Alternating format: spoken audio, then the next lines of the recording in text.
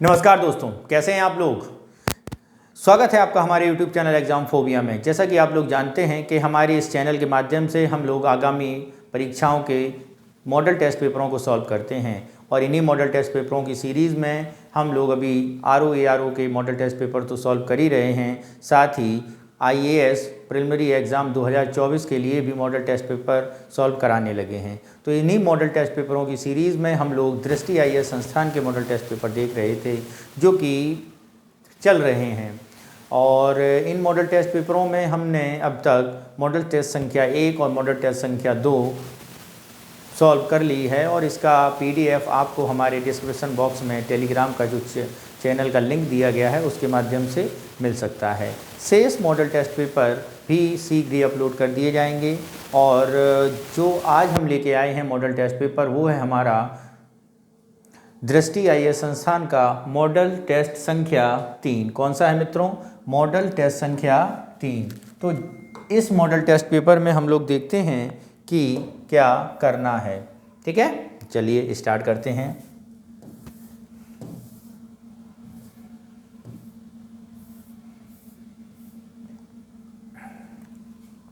पहला क्वेश्चन जरा देखिए ध्यान से। भारत में अगस्त्यमलाई जीवमंडल आरक्षित क्षेत्र के संदर्भ में निम्नलिखित कथनों पर विचार कीजिए। करिए विचार। क्या है? पहला, इसके अंतर्गत केरल, तमिलनाडु और कर्नाटक के पर्वतीय क्षेत्र शामिल हैं। नंबर 2, यह यूनेस्को के man and the biosphere programme का एक भाग है। और 3, इस जीवमंडल आरक्षित क्षेत्र में 16 वन मौजूद हैं। तो बताना है आपको कि इनमें से कौन से कथन क्या हैं, सही है मित्रों। चलिए देखते हैं। पहले ऑप्शन में दिया गया है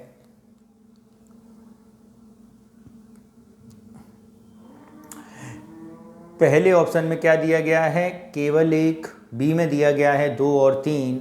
सी में दिया गया है केवल 3 और डी में दिया गया है तीनों। तो मित्रों यदि हम बात करें कि अगस्त्यमलाई जीवमंडल आरक्षित क्षेत्र कहाँ पर है, तो मित्रों अगस्त्यमलाई जीवमंडल आरक्षित क्षेत्र केरल के में विस्तृत है, तमिलनाडु में विस्तृत है, लेकिन कर्नाटक में उसका विस्तार नहीं है। यानी ये जो पहला ऑप्शन दिया गया है वो हमारा क्या हो जाएगा? गलत हो जाएगा। क्या हो जाएगा? गलत हो जाएगा। ठीक है, अब आ जाते हैं हम लोग। इस जीवमंडल के आरक्षित क्षेत्र में 16 वन मौजूद हैं।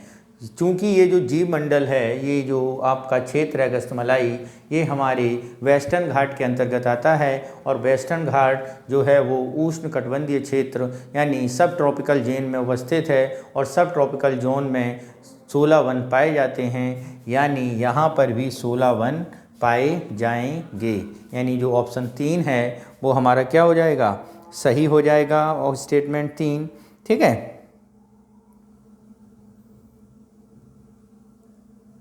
ठीक। दूसरा, यूनेस्को के man and the biosphere MAB programme का एक भाग है। यानी यहाँ पे मैन मेड यानी मानवीय गतिविधियाँ की जा सकती हैं। ठीक है, ये बात है। और ऊपर से जंगल है, यानी ये भी स्टेटमेंट क्या है हमारा? सही होगा। तो यहाँ पे ऑप्शन हमारा कौन सा सही हो रहा है? ऑप्शन बी हमारा सही हो रहा है। नेक्स्ट चलते हैं क्वेश्चन नंबर 2 पर। क्या कह रहा है उसे ज़रा सही से पढ़ें। देखते हैं, निम्नलिखित में से किस प्रक्रिया ने पृथ्वी के वायुमंडल के विकास में योगदान दिया है? देखते हैं किसने दिया है। आदिकालिक वातावरण का ह्रास, पृथ्वी का गर्म आंतरिक भाग, प्रकाश संश्लेषण की प्रक्रिया।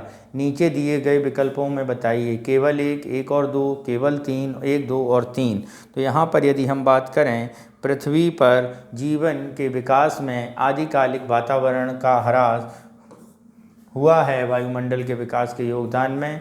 ठीक है, ये स्टेटमेंट क्या है हमारा? सही है। दूसरा, पृथ्वी के गर्म आंतरिक भाग के कारण भी हमारा वायुमंडल इफेक्ट होता है और इसका प्रभाव पड़ा है। और प्रकाश संश्लेषण की प्रक्रिया से तो वायुमंडल में महत्वपूर्ण बात होती है। यानी इसके तीनों स्टेटमेंट सही हैं। यानी ऑप्शन हमारा कौन सा सही है? ऑप्शन डी हमारा सही है। नेक्स्ट चलते हैं क्वेश्चन नंबर 3 पर। और क्या है 3, इसे समझते हैं। क्या कह रहा है, निम्नलिखित में से पृथ्वी के आंतरिक भाग के संबंध में जानकारी के अप्रत्यक्ष स्रोत कौन से हैं। निम्नलिखित में से पृथ्वी के आंतरिक जानकारी के संबंधित अप्रत्यक्ष स्रोत ज्वालामुखीय प्रस्फोटन, गुरुत्वाकर्षण बल, भूकंप, गहरी खदानें, उल्कापिंड, चुंबकीय क्षेत्र। आंतरिक भाग के संबंध में जानकारी के अप्रत्यक्ष स्रोत के बारे में बात की जाती है। तो अप्रत्यक्ष स्रोत के बारे में यदि हम बात करें तो हमारा ज्वालामुखी प्रस्फुटन ये हमारा प्रत्यक्ष स्रोत है। कैसा है, प्रत्यक्ष स्रोत है। गुरुत्वाकर्षण बल ये हमारा प्रत्यक्ष है, ठीक है। और यदि हम बात करें यहाँ पर भूकंप, ये भी हमारा कैसा है, अप्रत्यक्ष है, ये भी सही है। गहरी खदानें ये हमारा प्रत्यक्ष नहीं प्रत्यक्ष है, क्या है, प्रत्यक्ष है। उल्कापिंड ये भी हमारा अप्रत्यक्ष है। और चुंबकीय क्षेत्र ये भी अप्रत्यक्ष है। यानी 1, 2, 3, 5 और 6, यानी 1, 2, 3, 5, 6 ऑप्शन सी में होगा, यही हमारा सही उत्तर होगा। क्या होगा, यही हमारा सही उत्तर होगा।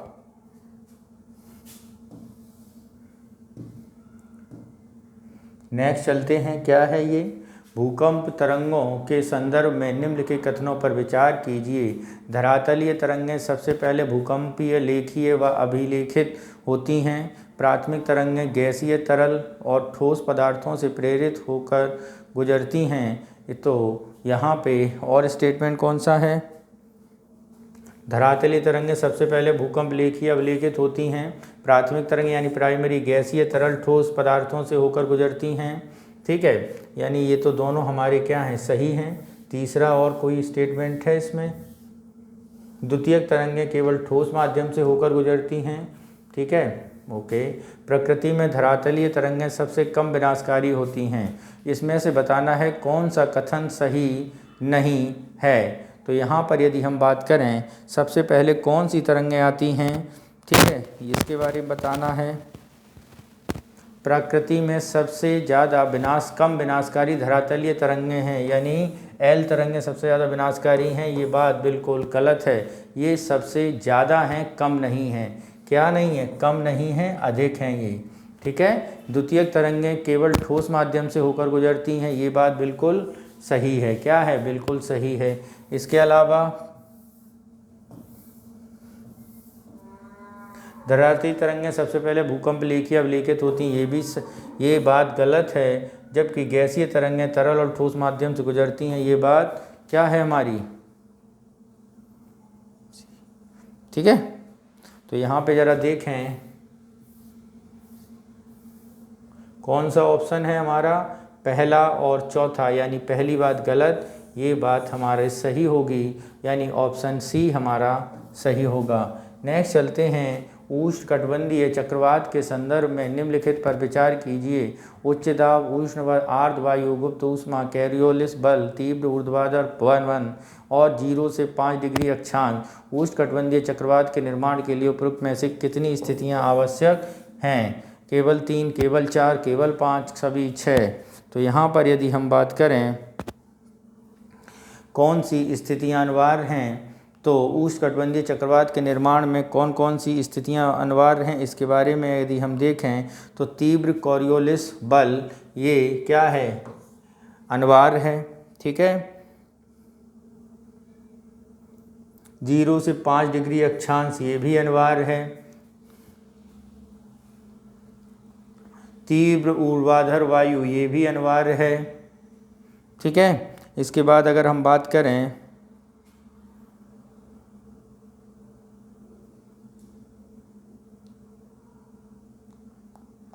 गुप्त ऊष्मा निर्मुक्त, ये भी बात अनिवार्य है। यानी उष्णकटिबंधीय चक्रवात के लिए 3, 4, 5, 6, यानी ऑप्शन नंबर बी हमारा सही होगा। 4 परिस्थितियां अनिवार्य हैं। नेक्स्ट चलते हैं क्वेश्चन नंबर 6 पर और देखते हैं 6 क्या कह रहा है।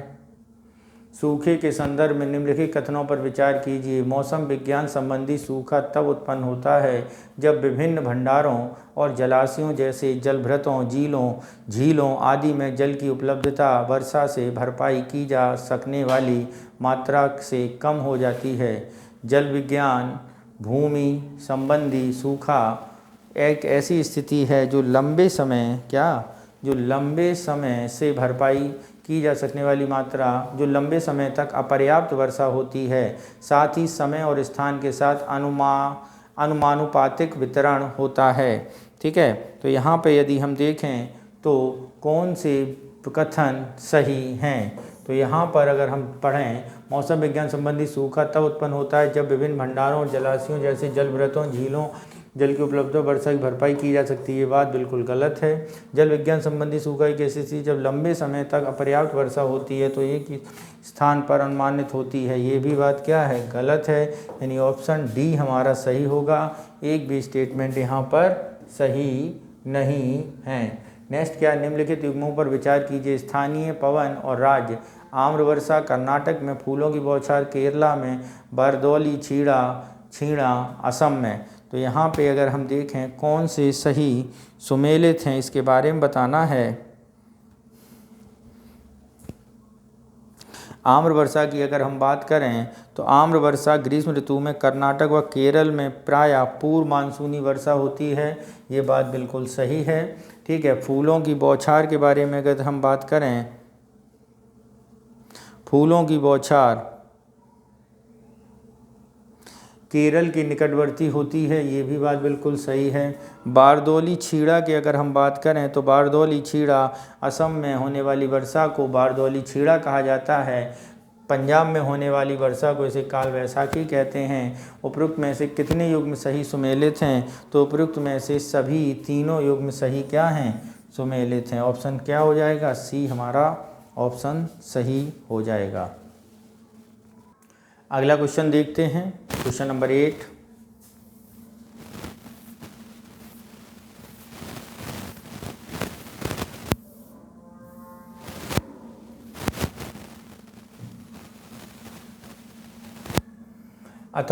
अंतः उष्णकटिबंधीय अभिसरण क्षेत्र ITC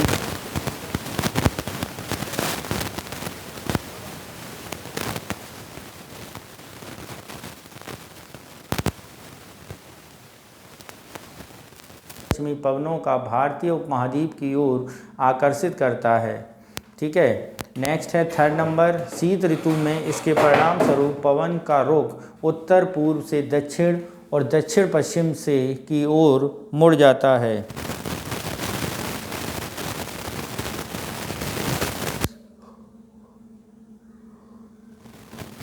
तो यदि हम यहाँ पर देखें ITCZ जो है वो कहाँ पे बनता है, तो ITCZ एक निम्न वायुदाब क्षेत्र है। कैसा है, निम्न वायुदाब क्षेत्र है। ठीक है, तो यहाँ पर यदि हम बात करें तो ये तीनों स्टेटमेंट क्या हो जाएंगे मित्रों, सही हैं। ठीक है, और यहाँ पर ऑप्शन कौन सा सही हो जाएगा, सी ऑप्शन हमारा सही होगा। नेक्स्ट चलते हैं क्वेश्चन नंबर 9 पर। क्या कह रहा है, भारत की मृदा के संदर्भ में निम्नलिखित कथनों पर विचार कीजिए। नदी और नदी घाटियों में निम्नलिखित इसकी व्यापक उपस्थिति के कारण जलोढ़ मृदाएं देश की कुल क्षेत्रफल के 60% भाग को समाहित करती हैं।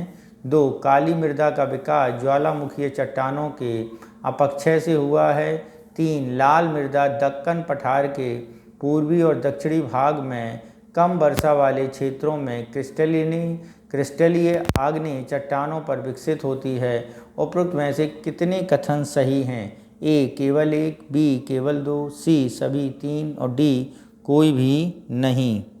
क्या है, डी क्या है आपका, कोई भी नहीं। तो यहाँ पर आपको बताना है कौन सा ऑप्शन सही होगा। ठीक है, तो ज़रा देखते हैं।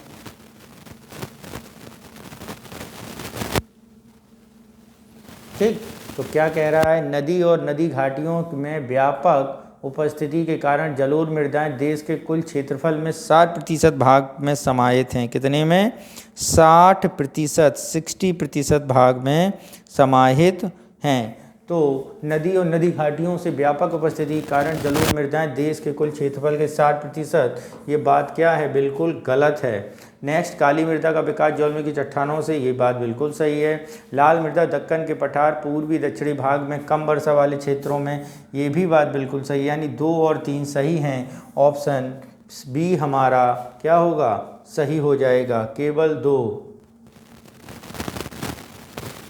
कितने कथन सही हैं, केवल 2 कथन सही हैं। नेक्स्ट चलते हैं क्वेश्चन नंबर 10। भारत में वर्षा के संदर्भ में निम्नलिखित कथनों पर विचार कीजिए। दक्षिण पश्चिम मानसून संपूर्ण भारत को समाविष्ट करता है।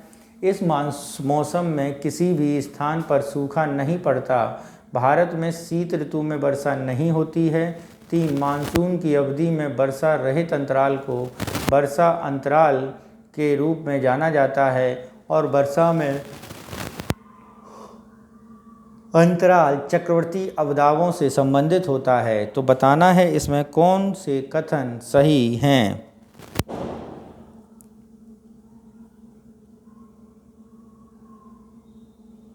ठीक है, दक्षिण पश्चिम मानसून में समाविष्ट करता है। दक्षिण पश्चिम मानसून संपूर्ण समाविष्ट करता है। इस मौसम में सूखा नहीं पड़ता। ये बात बिल्कुल सही नहीं है। दक्षिण पश्चिम मानसून से तमिलनाडु क्षेत्र में वर्षा क्या होती है, नहीं होती है। इसमें सूखा पड़ता है, यानी पहला स्टेटमेंट क्या होगा, यहीं पर गलत हो गया। भारत में शीत ऋतु में वर्षा नहीं होती है, नहीं। भारत में शीत ऋतु में वर्षा तमिलनाडु के समय होती है। मानसून की अवधि में वर्षा रहित अंतराल को वर्षा अंतराल कहा जाता है। ये बात बिल्कुल सही है, यानी ऑप्शन 1 सही होगा। एक कथन हमारा क्या है, सही है। नेक्स्ट चलते हैं क्वेश्चन नंबर 11 पर। पृथ्वी के आंतरिक भाग के संदर्भ में निम्नलिखित कथनों पर विचार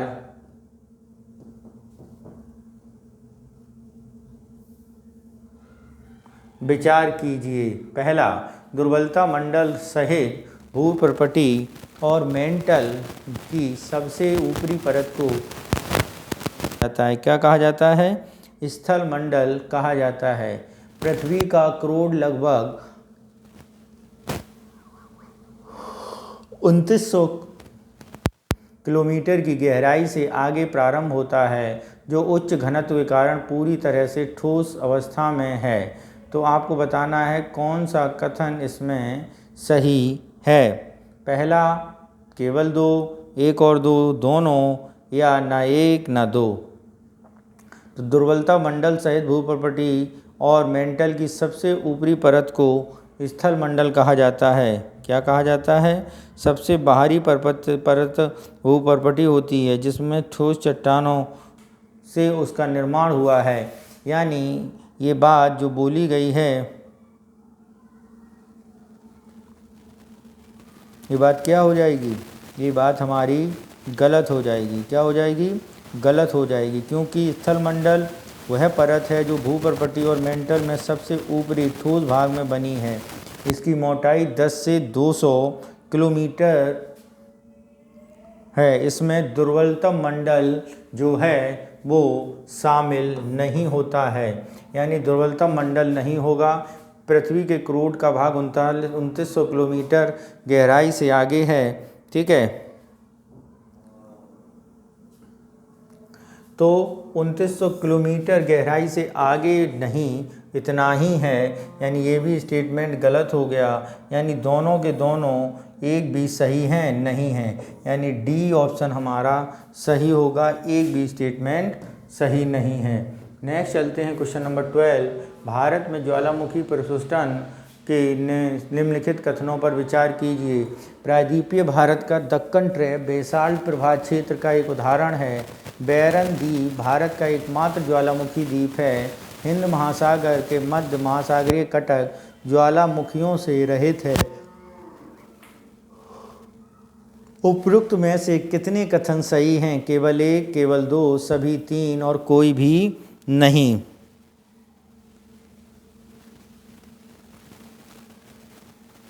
ठीक है, प्रायद्वीपीय भारत दक्कन ट्रैप और बैसाल्ट प्रभाव क्षेत्र का एक उदाहरण बिल्कुल सही है। एकमात्र ज्वालामुखी द्वीप है बैरन द्वीप।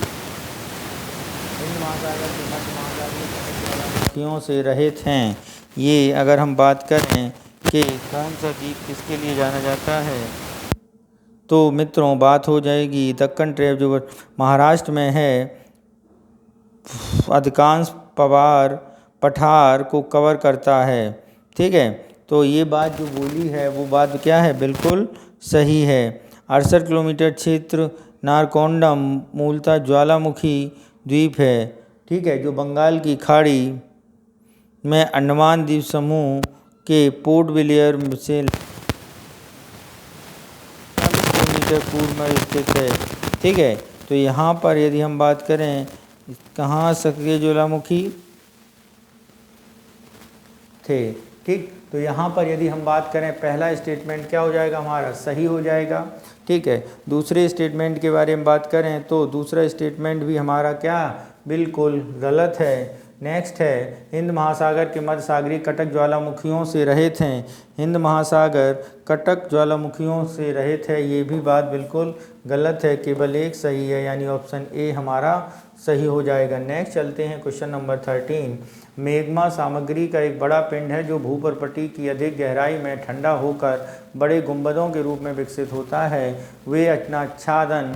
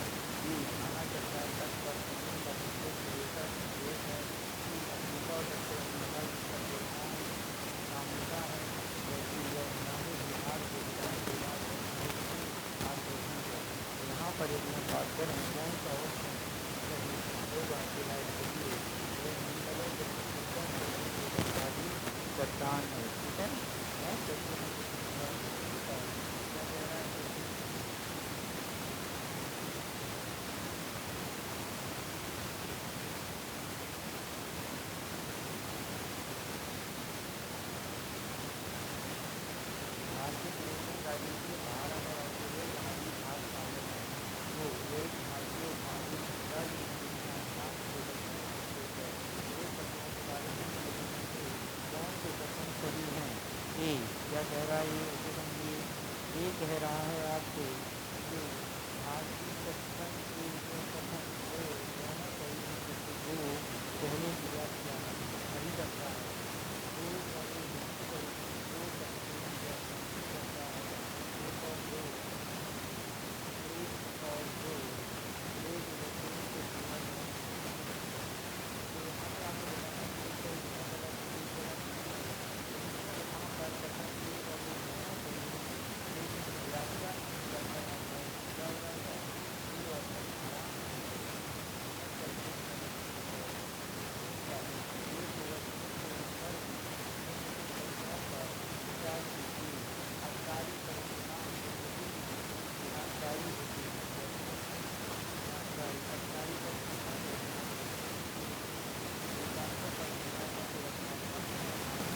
चुनाव जारी,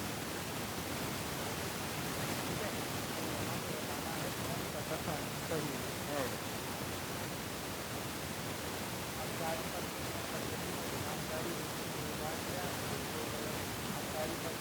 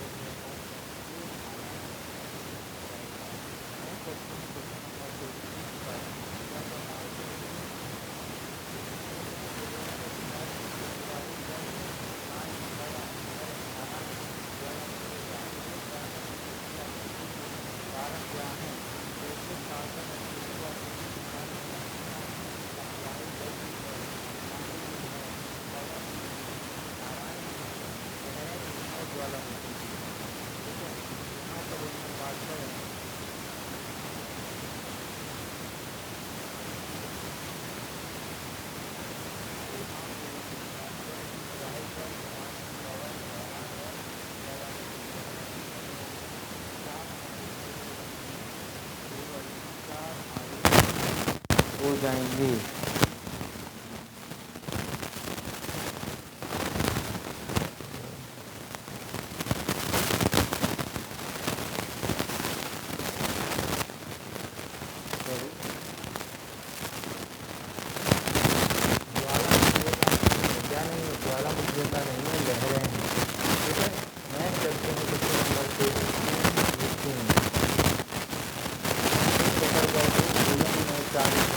किया जाता है फसल है, इसके लिए 21 डिग्री सेल्सियस का से 27 डिग्री सेल्सियस के बीच तापमान की आवश्यकता होती है। पुरानी जलोढ़ मृदा इसकी अच्छी जाती है। कौन सी फसल है? यहाँ पर तो इस फसल का नाम है मक्का। कौन सी फसल है? मक्का है। नेक्स्ट चलते हैं क्वेश्चन नंबर 19 पर। किस पर? 19 पर। निम्नलिखित कथनों पर विचार कीजिए और एल्युमिनियम उत्पादन का प्राथमिक स्रोत है लौह अयस्क, ताम्र, बॉक्साइट, स्वर्ण अयस्क। ठीक है, तो यहाँ पर यदि हम बात करें एल्युमिनियम उत्पादन का प्रमुख खनिज स्रोत ताम्र अयस्क है। कौन सा है मित्रों? ताम्र अयस्क। नेक्स्ट चलते हैं क्वेश्चन नंबर 20।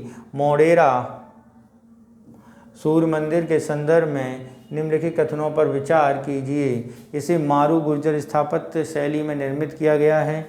विषुव इक्विनॉक्स के दौरान सूर्य की किरणें सीधे इस मंदिर के केंद्र पड़ती हैं। हाल ही में इसे यूनेस्को की विश्व धरोहर स्थल के अंतर्गत शामिल किया गया है। उपरोक्त में से कितने कथन क्या हैं? सही हैं। कितने कथन सही हैं?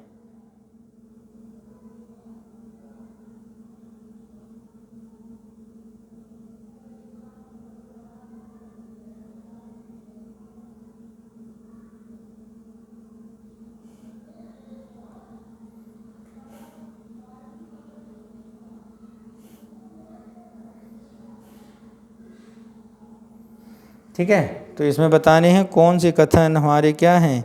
सही हैं।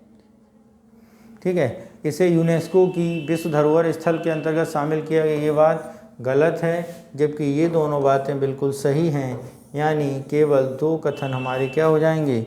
सही हो जाएंगे। नेक्स्ट चलते हैं क्वेश्चन नंबर 21 पर। किस पर? 21 पर। The life of the divine the mother एवं द फ्यूचर पोइट्री के लेखक रहे। इन्होंने कैम्ब्रिज विश्वविद्यालय में अध्ययन किया तथा योग और शास्त्रीय संगीत के अध्ययन की दक्षता प्राप्त की। रविन्द्रनाथ, सुरेंद्रनाथ, योगेंद्रनाथ, स्वामी विवेकानंद या अरविंदो घोष। तो the life divine the mother of future poetry, इनके राइटर हैं हमारे अरविंदो घोष। कौन हैं? अरविंदो घोष। नेक्स्ट चलते हैं क्वेश्चन नंबर 22 पर।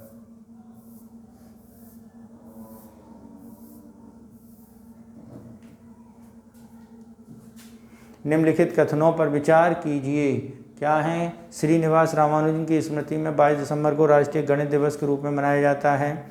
ठीक है, राष्ट्रपति के गणित के रूप में मनाया जाता है, ये बात सही है। कि इनका उद्देश्य में लोगों के गणित के महत्व और इस क्षेत्र में प्रगति और विकास के बारे में जागरूक करना है। ये दोनों बातें क्या हैं? पूर्णतः सत्य हैं। अतः कथन 1 कथन 2 दोनों सही हैं और दोनों की व्याख्या भी क्या है? सही है। नेक्स्ट चलते हैं क्वेश्चन नंबर 23 पर। नेक्स्ट इस पर क्वेश्चन नंबर 23 पर। हाल ही में भारत ने निम्नलिखित में से किस देश के साथ अनुसंधान, अध्ययन और कार्य के लिए यात्रा को आसान बनाने हेतु व्यापक प्रवासनशीलता साझेदारी पर हस्ताक्षर किए हैं? कनाडा, जर्मनी, यूएसए, यूएई, संयुक्त अरब अमीरात। तो यहाँ पर यदि हम बात करें प्रवासन गतिशीलता को बनाने के लिए जर्मनी के साथ टाई अप किया गया है। किसके साथ? जर्मनी के साथ। नेक्स्ट क्वेश्चन है क्वेश्चन नंबर 24। निम्नलिखित में से कथनों पर विचार कीजिए। क्या है? क्षेत्रीय शक्तियों के प्रभाव का मुकाबला करने में भू राजनीतिक हित, क्षेत्र के प्रचुर ऊर्जा संसाधनों तक पहुंच, ऐतिहासिक और सांस्कृतिक संबंध में प्राचीर व्यापार मार्गों से जुड़े हैं, सुरक्षा उद्देश्य के लिए क्षेत्रीय सैन्य गठबंधनों के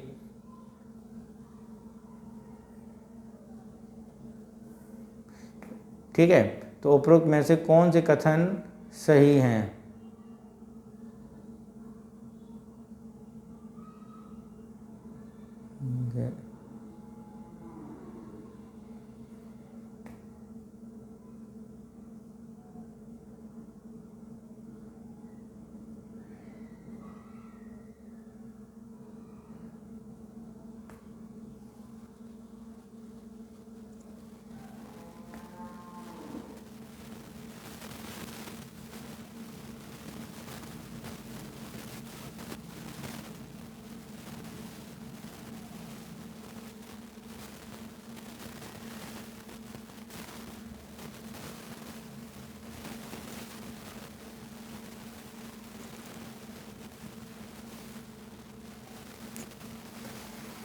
ठीक है।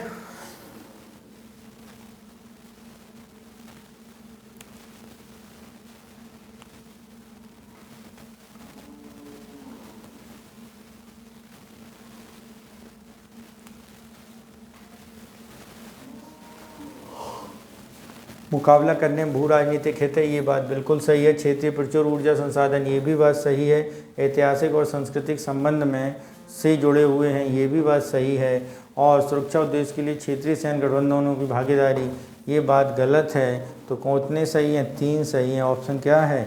ऑप्शन सी हमारा सही है। नेक्स्ट चलते हैं क्वेश्चन नंबर 26 पर। क्या कह रहा है 26?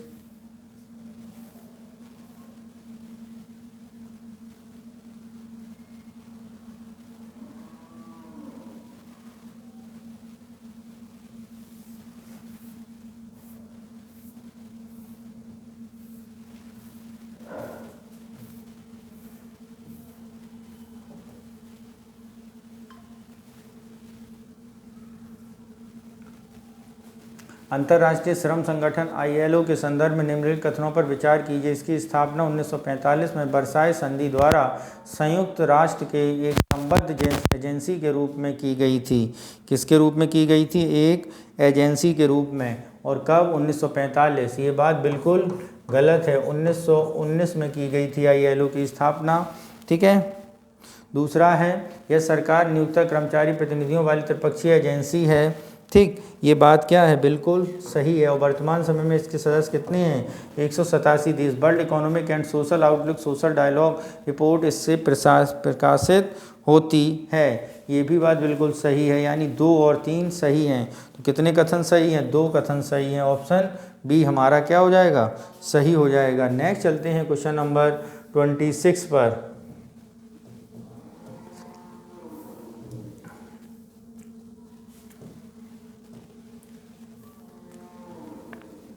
निम्नलिखित में से किस स्थिति में फुजीवारा प्रभाव की चर्चा की जाती है? शेल गैस की खोज के लिए क्षेत्रों की पहचान, एक ही दिशा में घूम रहे 2 चक्रवातों के बीच परस्पर क्रिया, जापान के निकटवर्ती क्षेत्रों में भूकंप के भिन्न भिन्न प्रारूप, पूर्वी चीन सागर में एवं उसके आसपास तीव्र ज्वालामुखीय गतिविधियाँ। ठीक है। तो यदि यहाँ पे हम बात करें कौन सा फुजीवारा प्रभाव है, तो वो है एक ही दिशा में घूम रहे 2 चक्रवातों के बीच परस्पर क्रिया फुजीवारा प्रभाव के अंतर्गत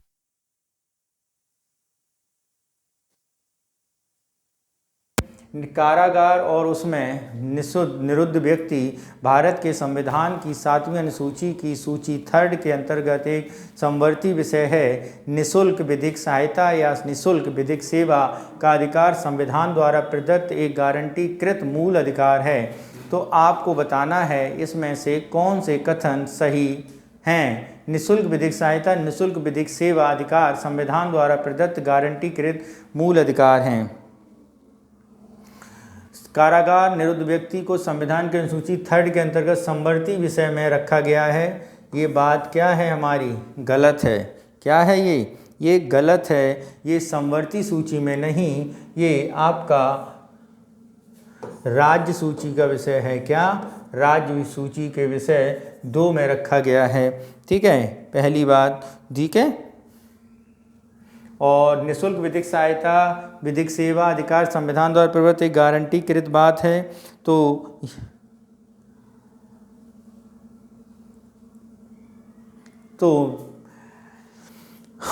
हुसैन आरा खातून बनाम गृह सचिव वाले केस में सुप्रीम कोर्ट ने इसे आर्टिकल 21 के अंतर्गत रखा है। यानी ये बात बिल्कुल सही है। यानी ऑप्शन बी हमारा सही होगा। नेक्स्ट चलते हैं क्वेश्चन नंबर 27।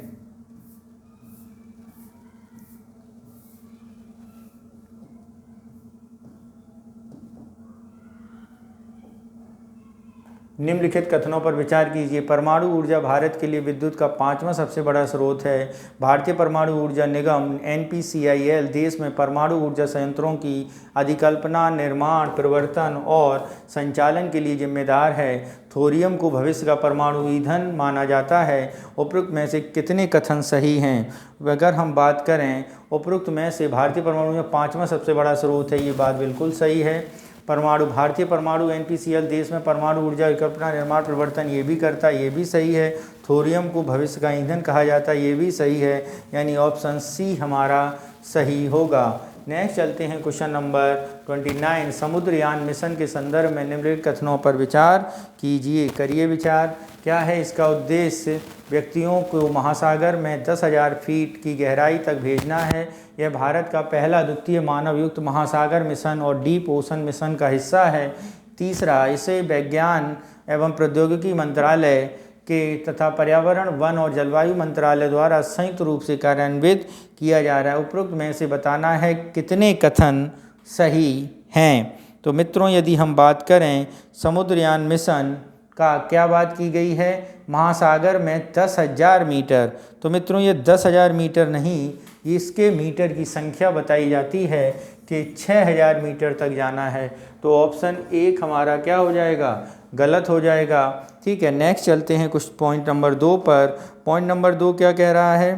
पॉइंट नंबर 2 कह रहा है भारत का द्वितीय मिशन है, ये बात बिल्कुल सही है।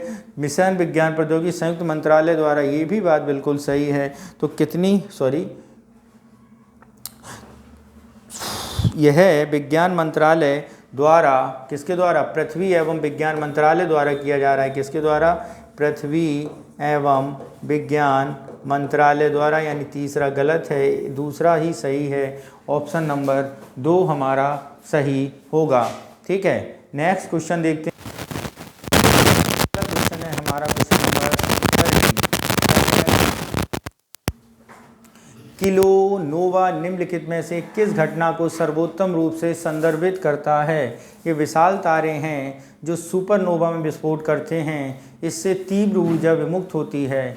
बी, ये 2 न्यूट्रॉन तारों के संघट्ट एवं विलय के परिणाम स्वरूप ऊर्जा को तीव्र विस्फोट उत्पन्न करते हैं। ये अपने विकास के अंतिम चरण में लंबे समय तक जीवित रहने वाले अत्यधिक चमकदार तारे हैं। क्या हैं? अत्यधिक चमकदार तारे हैं। डी, यह धूमकेतु पिंड हैं जो कभी कभी चंद्रमा की सतह पर प्रभाव डालते हैं, इससे प्रकाश की तेज चमक उत्पन्न होती है। तो यहाँ पर यदि हम बात करें, यह 2 न्यूट्रॉन तारे और संघट्ट के विलय के परिणाम स्वरूप बनता है। ये बात बिल्कुल सही है। नेक्स्ट चलते हैं क्वेश्चन नंबर 31 पर। क्या कह रहा है 31? इसे देखते हैं। निम्नलिखित कथनों पर विचार कीजिए। काले प्रवाल उथले जल और 8,000 मीटर की गहराई तक गहरे जल और दोनों में पाए जाते हैं। ठीक है, गहरे और उथले दोनों में पाए जाते हैं। ठीक है, नेक्स्ट क्या है? काले प्रवाल निस्यंद भेजी फीडर होते हैं और छोटे प्राणी प्लवक को खाते हैं जो गहरे जल में प्रचुर मात्रा में पाए जाते हैं। तो उपरोक्त में से कौन से कथन सही हैं? तो देखते हैं उपरोक्त में से काले प्रवाल 8,000 मीटर की गहराई दोनों में पाए जाते हैं, ये बात क्या है? हमारी बात बिल्कुल सही है। काले प्रवाल फीडर होते हैं, ये भी बात क्या है? हमारी बिल्कुल सही है। तो कौन सा ऑप्शन सही होगा? ऑप्शन सी हमारा सही होगा, यानी 1 और 2 दोनों सही हैं। नेक्स्ट चलते हैं क्वेश्चन नंबर 32। डोकरा शिल्प के संदर्भ में निम्नलिखित कथनों पर विचार कीजिए। इसका अभ्यास गुजरात और महाराष्ट्र की जनजातियों द्वारा किया जाता है। यह घंटा धातु शिल्प के रूप का एक रूप है। उपरोक्त कथनों में से कौन से कथन सही हैं? केवल 1, केवल 2, 1 और 2 दोनों, न 1 न 2। तो यदि हम इसकी बात करें, इसका अभ्यास गुजरात और महाराष्ट्र की जनजातियों द्वारा किया जाता है डोकरा शिल्प, ये बात बिल्कुल गलत है। यह घंटा धातु शिल्प का एक रूप है, ये बात बिल्कुल सही है। यदि हम डोकरा के बारे में बात करें तो ये डोकरा जो कि पश्चिम बंगाल, कहाँ? पश्चिम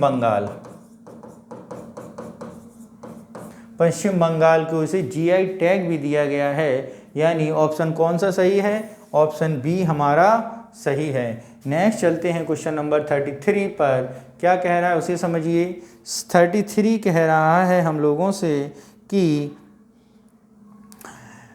सैंड बैटरी के संदर्भ में निम्नलिखित कथनों पर विचार कीजिए। सैंड बैटरी एक उच्च तापमान युक्त तापीय ऊर्जा भंडारण है, जिसमें भंडारण माध्यम के रूप में बालू या बालू के समान सामग्री का उपयोग किया जाता है। बालू लंबी अवधि तक ऊष्मा बनाए रखने और महीनों तक विद्युत भंडारण का एक प्रभावी माध्यम है। उपरोक्त कथनों में से कौन से कथन क्या हैं, सही हैं? ए केवल एक, बी केवल दो, और सी एक और दो दोनों, और डी न एक और न दो। तो यहाँ पर यदि हम बात करें, सैंड बैटरी एक उच्च तापमान युक्त तापीय ऊर्जा भंडार है, ये बात बिल्कुल सही है। लंबी अवधि ऊष्मा बनाए रखने और महीनों तक, ये भी बात बिल्कुल सही है। यानी ऑप्शन कौन सा सही होगा? ऑप्शन सी हमारा सही होगा।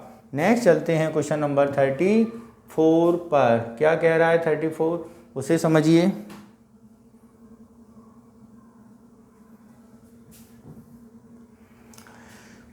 निम्नलिखित पर विचार कीजिए। कर प्रतिस्पर्धा, टैक्स हेवन, आधार क्षरण और लाभ हस्तांतरण राष्ट्र की कर संप्रभुता, आर्थिक सहयोग और विकास संगठन द्वारा प्रस्तावित वैश्विक न्यूनतम कर जीएमटी कार्यान्वयन से उपयुक्त में से कितने प्रभावित होंगे?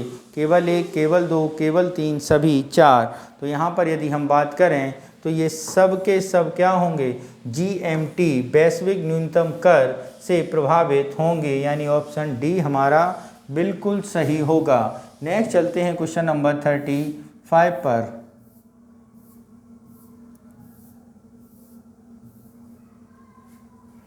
वैश्विक भुखमरी सूचकांक 2022 के संदर्भ में निम्नलिखित कथनों पर विचार कीजिए। भारत मध्यम भुखमरी की श्रेणी में आता है। भारत में 50% से अधिक बच्चे बौनेपन का शिकार हैं। यह सूचकांक खाद्य और कृषि संगठन FAO द्वारा प्रकाशित किया जाता है। उपरोक्त में से कथन सही हैं। तो यहाँ पे बताना है कौन सा कथन हमारा यहाँ पर सही होगा। ठीक है, तो पहला क्या है? भारत मध्यम भुखमरी की श्रेणी में आता है। तो वैश्विक भुखमरी में अगर हम बात करें, ग्लोबल हंगर इंडेक्स में 121 देशों में भारत 107वें स्थान पर है। कितने पर है? 107, और 107वें स्थान पर है। और इसका स्कोर की अगर हम बात करें तो मित्रों इसका स्कोर है 29.1। कितना है? 29.1। तो कुल मिला के ये मध्यम में नहीं, ये गंभीर भुखमरी में आता है। कितने में? गंभीर भुखमरी। यानी पहला स्टेटमेंट क्या हो गया हमारा? गलत। क्या हो गया? गलत। अगर हम आगे यहीं पर चलें, क्या है कि यह सूचकांक खाद्य एवं कृषि संगठन FAO द्वारा नहीं, यह सूचकांक जो है वो Concern Worldwide and Welthungerhilfe index द्वारा होती है। FAO जो है वो है कंसर्न वर्ल्ड CWW द्वारा। ठीक है, CWW द्वारा, यानी इसे हम कहेंगे concern world wide wealth help. ठीक है, तो यहाँ पे ये भी स्टेटमेंट क्या हो गया हमारा? गलत हो गया। यदि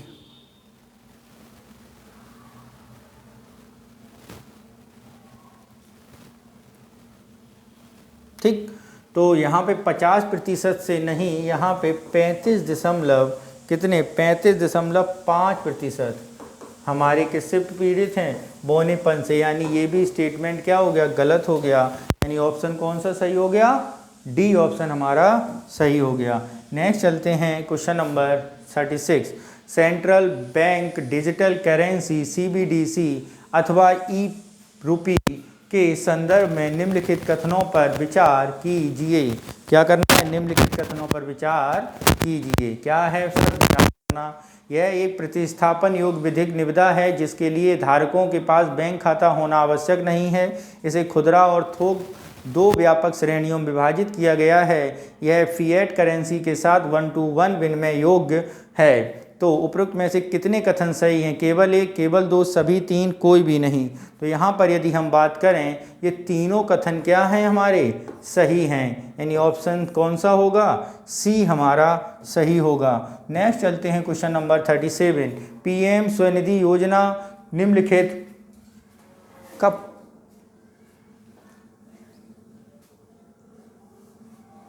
पीएम स्वनिधि योजना के संदर्भ में निम्नलिखित कथनों पर विचार कीजिए। इसे सामाजिक न्याय और अधिकारिता मंत्रालय द्वारा कार्यान्वित किया जाता है। इसका उद्देश्य रेहड़ी पटरी वालों की कार्यशील पूंजी को ऋण सुविधा प्रदान करना है। तो यहाँ पर बताना है कौन सा कथन आपका सही होगा, कौन सा कथन आपका सही होगा। पीएम सामाजिक और अधिकारिता मंत्रालय द्वारा कार्यान्वित है। तो यदि हम इसकी बात करें पीएम स्वनिधि, जो कि आपके किसके अंतर्गत, पीएम स्वनिधि आपका शहरी केंद्रीय क्षेत्र योजना है, जो अवसान एवं शहरी मंत्रालय द्वारा है। अवसान एवं शहरी मंत्रालय द्वारा, यानी अधिकारिता मंत्रालय द्वारा नहीं है। पहली बात गलत, जबकि दूसरी बात हमारी सही हो जाएगी। तो ऑप्शन कौन सा सही हो जाएगा, ऑप्शन बी हमारा सही हो जाएगा।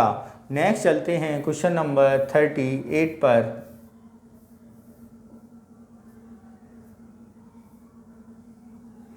बेरोजगारी परिभाषा। प्रच्छन्न बेरोजगारी, जिसमें वास्तव में आवश्यकता से अधिक लोग कार्य करते हैं। संरचनात्मक वर्ष में कुछ सुनिश्चित मौसम ऐसा होता है जब खेती और मजदूरों के पास कार्य नहीं होता है। तकनीकी परिवर्तन की नौकरियों में हानि। तो यहाँ पे आपको बताना है कौन सी बेरोजगारी सही है। तो प्रच्छन्न बेरोजगारी, जिसमें वास्तव में आवश्यकता से अधिक लोग हैं, ये बात सही है।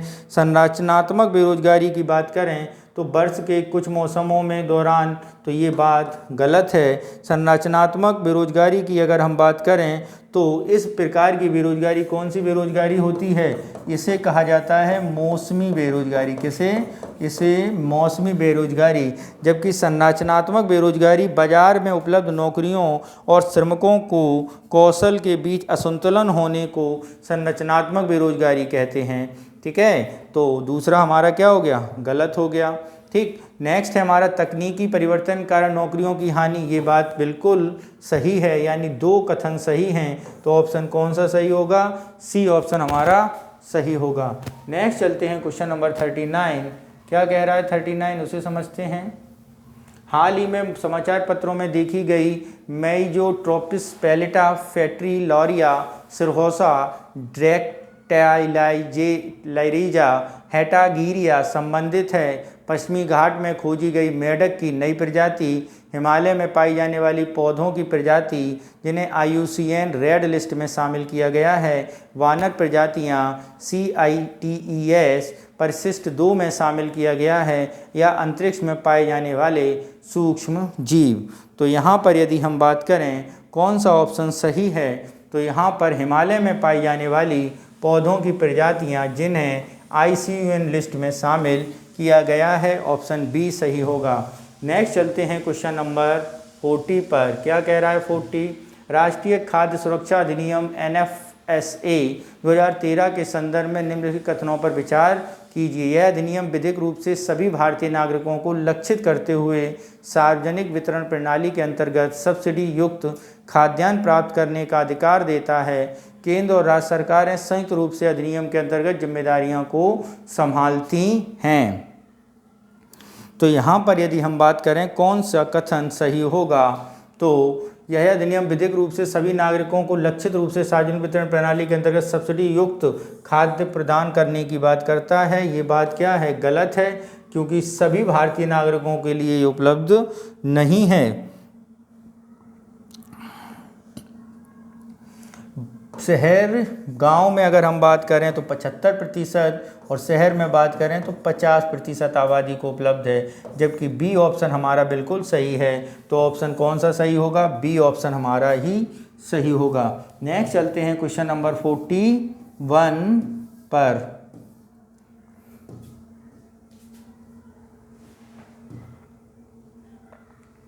तटरेखा आवास में नियमित आय के लिए मैंग्रोव पहल योजना के संदर्भ में निम्नलिखित कथनों पर विचार कीजिए। इस योजना का लक्ष्य समुद्र तट और लवणीय भूमि पर मैंग्रोव वृक्ष लगाना है। इस योजना का उद्देश्य मैंग्रोव पारिस्थितिकी तंत्र के संरक्षण में स्थानीय लोगों की भागीदारी को शामिल करना है। यह योजना निजी संसाधनों और कार्बन जैव विविधता भूस्तरिका को आकर्षित कर सकती है। उपरोक्त में से कितने कथन सही हैं, केवल 2, केवल 1, केवल 3 या कोई भी नहीं। ठीक है। तो यहाँ पर यदि हम बात करें तो ये तीनों कथन क्या हैं हमारे, बिल्कुल सही हैं, यानी ऑप्शन सी हमारा सही होगा। नेक्स्ट चलते हैं क्वेश्चन नंबर 42 पर। क्या कह रहा है 42, उसे समझते हैं।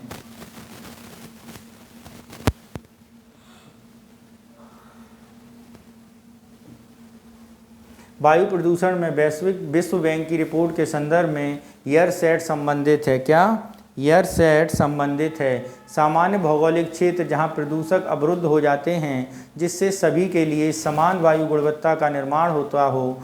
ग्रीन हाउस सेट में वायु की आवाजाही जो सूर्य की ऊष्मा और प्रकाश को ग्रहण करके पौधों को बढ़ने की अनुमति प्रदान करता है। हानिकारक वायु प्रदूषकों का संयोजन जो अक्सर जमीन से अपेक्षाकृत नीचे पीले भूरे रंग की धुंध के रूप में दिखाई देता है। डी, काष्ठ चूल्हे या चिमनी से निकलने वाला धुआं जो क्रेओसोट के रूप में चिमनी में चिपक जाता है और वायु प्रदूषण के रूप में उत्सर्जित हो जाता है।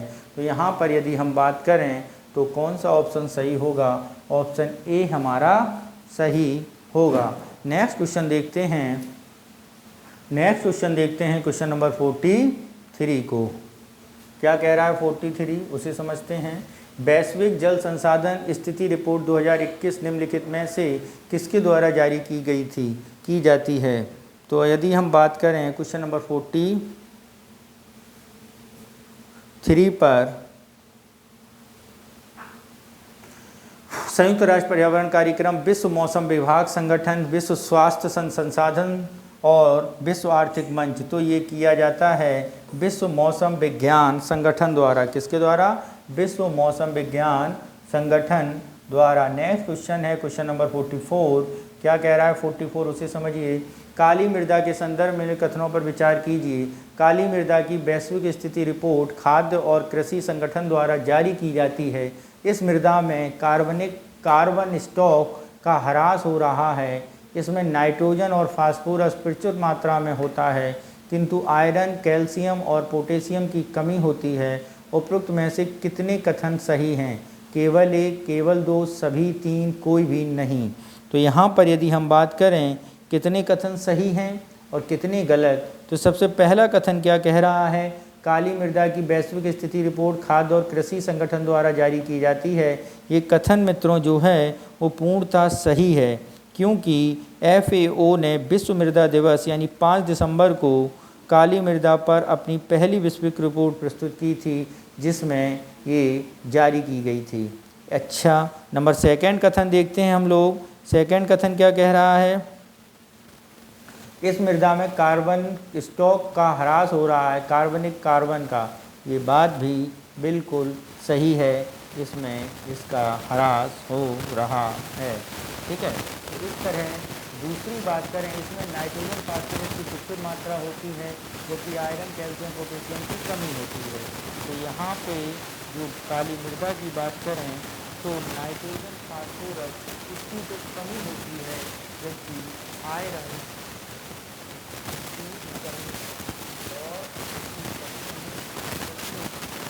हटा दिया गया है, यानी तीसरा स्टेटमेंट क्या होगा हमारा? गलत होगा। तो कितने सही हैं? पहला और दूसरा सही है, बी ऑप्शन सही होगा। नेक्स्ट चलते हैं क्वेश्चन नंबर 45 पर। क्या कह रहा है 45? हिमालयी याक के संदर्भ में निम्नलिखित कथनों पर विचार कीजिए। इसे FSSAI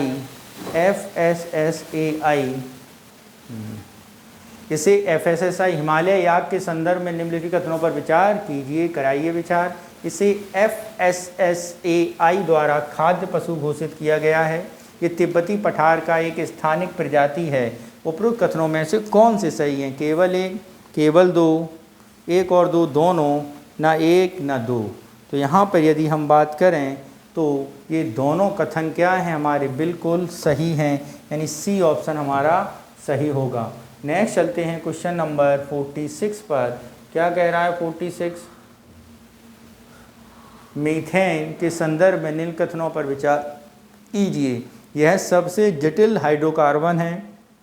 ओके। इसके सामान्य स्रोत तेल और प्राकृतिक गैस प्रणालियां हैं। वैश्विक तापन क्षमता की दृष्टि से यह कार्बन डाइऑक्साइड से भी अधिक प्रभावकारी है। उपरोक्त कथनों में से कौन से कथन सही हैं? तो उपरोक्त कथनों में से केवल एक, केवल दो, एक और दो दोनों, ना एक और ना दो, एक और दो और दो और तीन। तो यहाँ पर यदि हम बात करें, यह सबसे जटिल कार्बन है, ये बात बिल्कुल गलत है। मीथेन तो सबसे सरल है। अगर मीथेन में जाएं तो CH4 यानी CH और H, ठीक है। इसके सामान्य तेल प्राकृतिक गैस प्रणालियाँ, ये भी सही है। वैश्विक तापन क्षमता की दृष्टि से ये कार्बन डाइऑक्साइड से अधिक प्रभावकारी है, ये भी बात बिल्कुल सही है। यानी 2 और 3, ऑप्शन डी हमारा बिल्कुल क्या होगा? सही होगा। नेक्स्ट चलते हैं क्वेश्चन नंबर 47 पर। क्या कह रहा है 47? क्या है? निम्नलिखित में से कौन सा कुल प्रजनन दर का सबसे सटीक वर्णन करता है? प्रत्येक महिला द्वारा उसके प्रजनन वर्षों के दौरान पैदा किए गए बच्चों की कुल संख्या, प्रत्येक महिला द्वारा उसके संपूर्ण जीवन काल में पैदा किए गए बच्चों की संख्या, विवाह के प्रथम 5 वर्ष के भीतर एक दंपति द्वारा पैदा हुए बच्चों की संख्या, किसी विशेष वर्ष में प्रति 1000 लोगों पर जीवित जन्मों की संख्या को कुल प्रजनन दर कहते हैं। तो यहाँ पर यदि हम देखें कौन सा ऑप्शन सही होगा? प्रत्येक महिला द्वारा अपने प्रजनन वर्षों के दौरान पैदा किए गए बच्चों की संख्या को कुल प्रजनन दर कहा जाता है। नेक्स्ट चलते हैं क्वेश्चन नंबर 48 पर। क्या कह रहा है 48?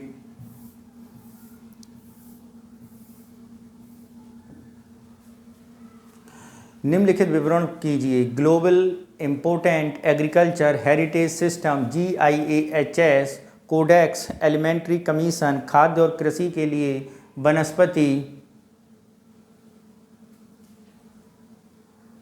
वनस्पति अनुवांशिक संसाधनों पर अंतर्राष्ट्रीय संधि, यह एक देश की प्राथमिकता उत्पाद है।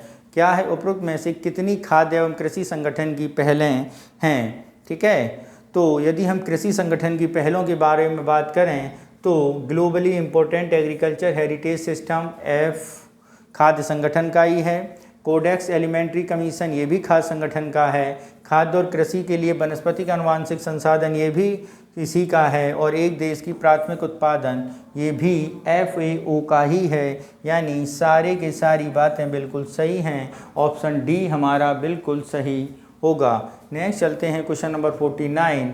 क्या कह रहा है 49? भारत के देशांतरीय और अक्षांशीय सीमा लगभग 30 डिग्री है। भारतीय मानक समय 82 डिग्री 30 मिनट वेस्टर्न देशांतर को मानक यामोत्तर के रूप में चयनित किया गया है। उपरोक्त कथनों में से कौन से कथन सही हैं? केवल एक, केवल दो, एक और दो दोनों, ना एक और ना दो। तो यहाँ पे यदि हम बात करें कौन सी बात सही है? भारत की देशांतरीय अक्षांशीय सीमा लगभग 30 डिग्री है, ये बात बिल्कुल सही है। मानक समय 82 डिग्री पश्चिम यामोत्तर। मानक डिग्री मित्रों यदि हम बात करें तो ये पश्चिम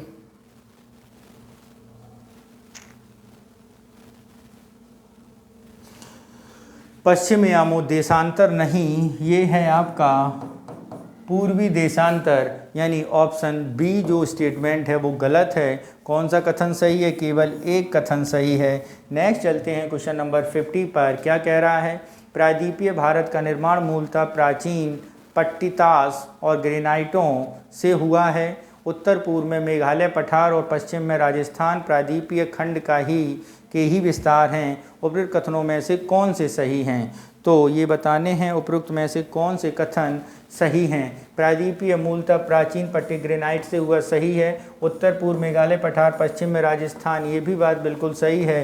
यानी स्टेटमेंट दोनों क्या है हमारे? बिल्कुल सही हैं। नेक्स्ट चलते हैं क्वेश्चन नंबर 51 पर। क्या कह रहा है 51? उसे समझते हैं।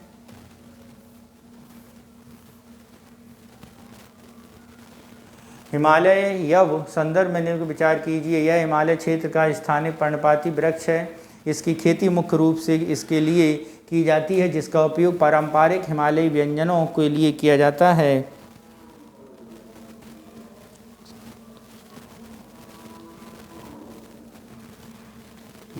यह हिमालय का स्थानिक पर्णपाती वन है। तो मित्रों यह हिमालय का स्थानिक पर्णपाती वृक्ष नहीं है, ये सदाबहारी वृक्ष है। ठीक है। नेक्स्ट है, इसकी खेती मुख्य रूप से इसके लिए फल के लिए की जाती है, जिसका उपयोग पारंपरिक व्यंजनों के लिए किया जाता है। ये भी कथन क्या है हमारा, गलत है। पेड़ की छाल टैक्सोल एक स्रोत है जो संभावित कैंसर रोधी गुणों वाला एक यौगिक है। ये बात बिल्कुल क्या है मित्रों, सही है, जबकि ये दोनों बातें क्या थीं, गलत थीं। यह तेज़ी से बढ़ने वाले पेड़ हैं तथा आमतौर पर इसका उपयोग हिमालय गिरिपात पुनर्वीकरण में किया जाता है। ये भी स्टेटमेंट क्या है हमारा, गलत है। नेक्स्ट चलते हैं इसके ऑप्शन पर, क्या कहता है इसका ऑप्शन। इसका ऑप्शन कह रहा है कितने कथन सही हैं, केवल एक कथन सही है, बाकी तीनों क्या है हमारे, गलत हैं चारों। तो नेक्स्ट चलते हैं क्वेश्चन नंबर 52 पर, क्या कह रहा है, संभावित संसाधन निम्नलिखित में से किस स्थिति में सर्वोत्तम रूप से संदर्भित करता है।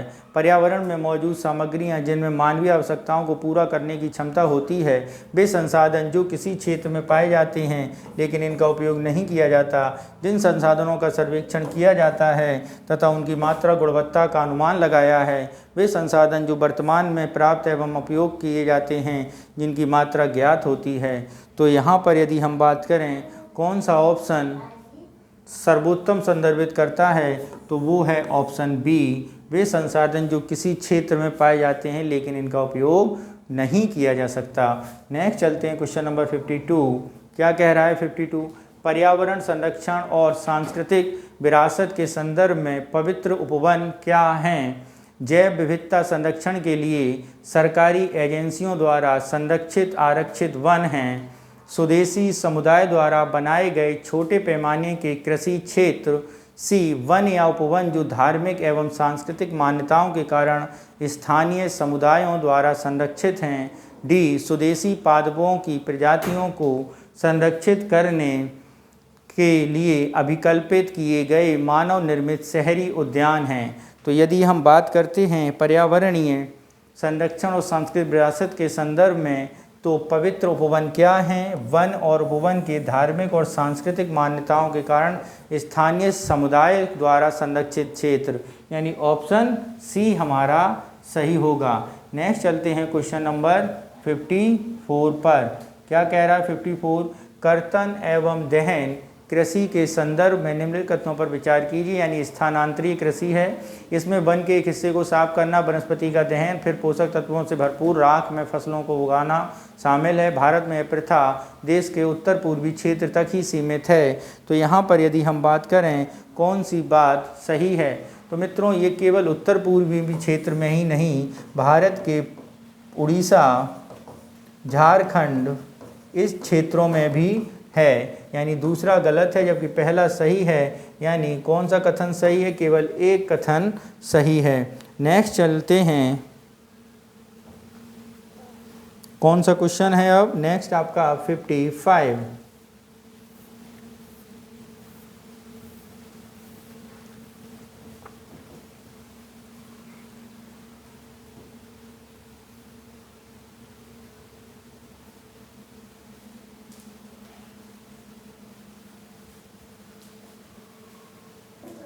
नेक्स्ट चलते हैं क्वेश्चन नंबर 55, स्वतंत्र भारत के संदर्भ में रक्तहीन क्रांति का संबंध है। उच्च उपज देने वाली किस्म के बीजों का उपयोग करना, खाद्यान्न उत्पादन वृद्धि, भूमिहीन किसानों को भूमि का एक हिस्सा स्वेच्छा से दान करने की एक पहल, महिला संघों द्वारा शराब विरोधी अभियान से अनुसूचित जाति जनजाति के लिए शैक्षिक परिणाम बढ़ाने के लिए आंदोलन।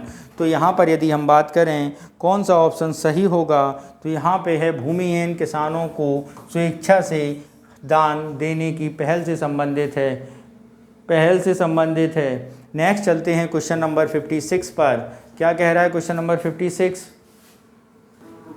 चलिए क्या है, धात्विक खनिजों में निश्चित संरचना में धातुओं को एक अधिक रूप होते हैं, ठीक है। अभ्रक एक धात्विक खनिज है। उपयुक्त कथनों में निम्नलिखित में से कौन सा कथन सही है। पहला, कथन एक कथन दो दोनों सही हैं, एक व्याख्या करता है कथन एक दोनों सही हैं, एक की व्याख्या नहीं करता है। कथन एक सही है, कथन दो गलत हैं, यही बात बिल्कुल सही होगी। नेक्स्ट चलते हैं क्वेश्चन नंबर 57 पर, भारत में जूट वस्त्र के संदर्भ में निम्नलिखित कथनों पर विचार कीजिए। पहली जूट मिल 1859 में कोलकाता के पास स्थापित की गई थी। ये बात बिल्कुल क्या है, सही है। विभाजन के बाद अधिकांश जूट उत्पादक क्षेत्र पाकिस्तान चले गए। ये भी बात बिल्कुल सही है, क्योंकि ज़्यादातर क्षेत्र पूर्वी पाकिस्तान चले गए थे, यानी ऑप्शन सी हमारा सही होगा। नेक्स्ट चलते हैं क्वेश्चन नंबर 58 पर। क्या कह रहा है 58, उसे समझते हैं। निम्नलिखित विवरण विचार कीजिए। घरेलू उपचार एक सुंदर भू परिदृश्य, बॉक्साइट अयस्क, बुद्धिमत्ता, दोस्तों और परिवार से स्नेह, उपरोक्त में से कितने को संसाधन माना जा सकता है? उपरोक्त में से कितनों को संसाधन माना जा सकता है? तो घरेलू उपचार को संसाधन मान सकते हैं, सुंदर भू परिदृश्य को पर्यटन के रूप में उपयोग किया जा सकता है, बॉक्साइट अयस्क को माना जा सकता है, बुद्धिमत्ता को माना जा सकता है, तो परिवार को माना जा सकता है, यानी ऑप्शन डी हमारा सही होगा। सभी क्या हैं? संसाधन हैं, रिसोर्सेज हैं। नेक्स्ट चलते हैं क्वेश्चन नंबर 59 पर। क्या कह रहा है 59? जनक शैल, वर्षा, वनस्पतिक और जीवन, ऊंचाई और समय, उपरोक्त कारकों में से कितने मृदा के निर्माण में योगदान देते हैं? ठीक है, जनक शैल देता है, वर्षा देती है, वनस्पति और जीव देते हैं, ऊंचाई भी निर्धारित करती है और समय भी, यानी सभी 5 यहाँ भी सही होंगे। नेक्स्ट चलते हैं क्वेश्चन नंबर 60 पर। क्या कह रहा है 60, इसे समझते हैं। पद मल्चिंग, पौधे के बीच अनवरत भूमि जो जैव पदार्थों से प्रवाल को ढक देती है। ठीक है, समोच्चर रेखीय खड़ी ढलानों पर चौड़ी सपाट सीढ़ियों या छतें बनाई जाती हैं। अंतर फसल, विभिन्न फसलें एकांतर कंतरों से उगाई जाती हैं। तो उपरोक्त में से कौन सा कथन क्या हो जाएगा? सही के बारे में बात की जाती है। तो मल्चिंग क्या है? अगर हम बात करें, मल्चिंग पौधों के बीच अनवरत भूमि जैव पदार्थों प्रवाल से ढक दी जाती है। ये बात बिल्कुल सही है, बिल्कुल सही है ये बात। ठीक है, समोच्चर रेखीय वो रेखाएं होती हैं जो पत्थर, घास और मृदा का उपयोग किया जाता है। रेतिकाओं के समान जल एकत्र करके खाइयाँ बनाई जाती हैं। ठीक है, खड़ी ढलानों में चौड़ी सपाट सीढ़ियाँ और छतें बनाई जाती हैं। ये बात गलत है। यहाँ पे अंतर फसल के बारे में बात करें, अंतर फसल, विभिन्न फसलें एकांतर कंतरों में उगाई जाती हैं, कतारों में। ये बात बिल्कुल सही है, यानी कितने सही हैं? 2 हैं। बी ऑप्शन सही होगा। नेक्स्ट चलते हैं क्वेश्चन नंबर 61 पर।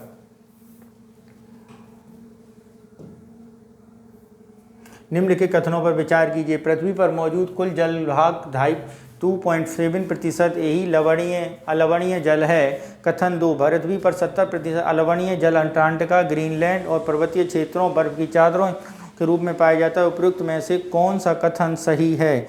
कथन 1 सही है, 2 सही है, 3 सही है, 1 सही, दोनों सही, 1 व्याख्या करता है, 1 सही, 2 सही, दोनों व्याख्या नहीं करता है। तो यहाँ पे यदि हम बात करें, दोनों कथन सही हैं और बी कथन 2 एक की व्याख्या नहीं करता है। नेक्स्ट चलते हैं क्वेश्चन नंबर 62 पर। क्या कह रहा है 62?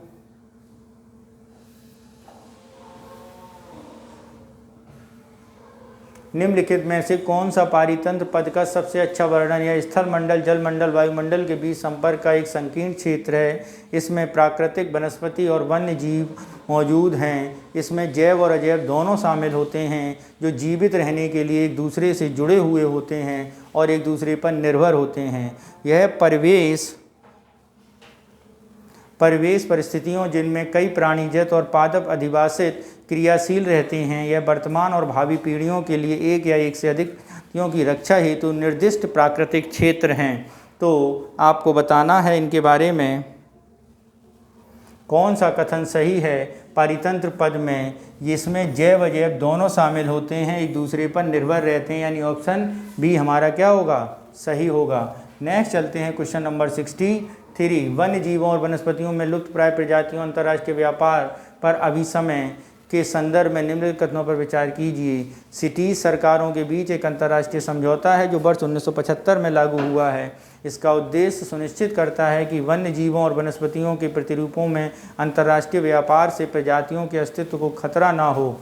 ठीक है, तो यहाँ पर जरा हम बात करते हैं क्या ऑप्शन सही होगा।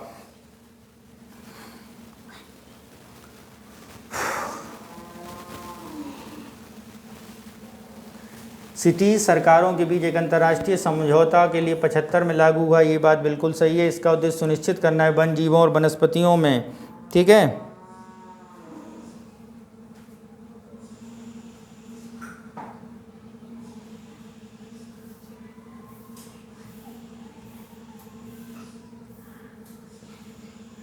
दूसरा कथन भी क्या हो जाएगा, सही हो जाएगा, ऑप्शन सी हमारा सही होगा।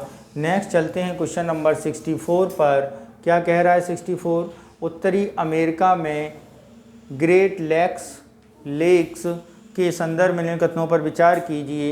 यह पूर्वी मध्य उत्तरी अमेरिका में 5 गहरी मीठी झीलों का एक श्रृंखला है। सुपीरियर झील ऊपर की ओर ऊंचे स्थान पर स्थित है और सभी झीलों में सबसे बड़ी है। इनमें से 4 झीलें कनाडा, यूएसए और में सीमा पर स्थित हैं, ठीक है। तो यहाँ पे ज़रा हम देखते हैं कौन सा ऑप्शन सही होगा। तो ये तीनों बातें बिल्कुल क्या हैं, सही हैं, यानी ऑप्शन सी हमारा सही होगा। नेक्स्ट चलते हैं क्वेश्चन नंबर 65 पर। निम्नलिखित कथनों पर विचार कीजिए। भारत में वन के रूप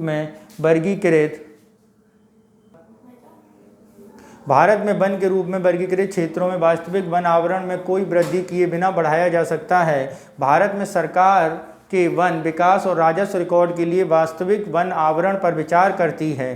कौन से कथन सही हैं? तो यहाँ पर यदि हम बात करें कौन से कथन सही के बारे में, तो यहाँ पर केवल एक कथन सही है, दूसरा कथन गलत है, यानी और केवल एक हमारा सही होगा। नेक्स्ट चलते हैं क्वेश्चन नंबर 66 पर। क्या कह रहा है, भारत में कॉफ़ी उत्पादन के संदर्भ में विचार कीजिए। भारत में ज़्यादातर रोबस्टा किस्म की कॉफ़ी का उत्पादन होता है, जिसकी अंतर्राष्ट्रीय बाजार में काफ़ी मांग है।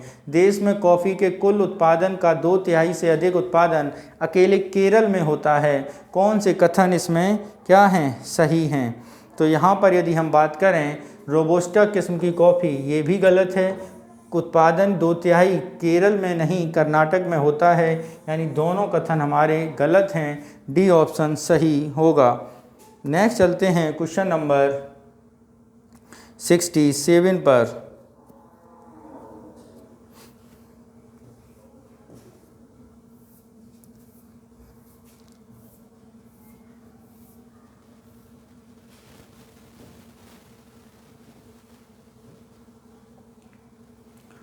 कोयले के कथनों पर विचार कीजिए। एंथ्रेसाइट उत्तम क्वालिटी का मान और सर्वोत्तम गुणवत्ता वाला कोयला होता है। इसमें 100% कार्बन सामग्री होती है, ठीक है, 100% कार्बन सामग्री होती है। एंथ्रोसाइट में अगर हम बात करें कार्बन की, तो इसमें 80 से 95% होती है, 100% नहीं होती है,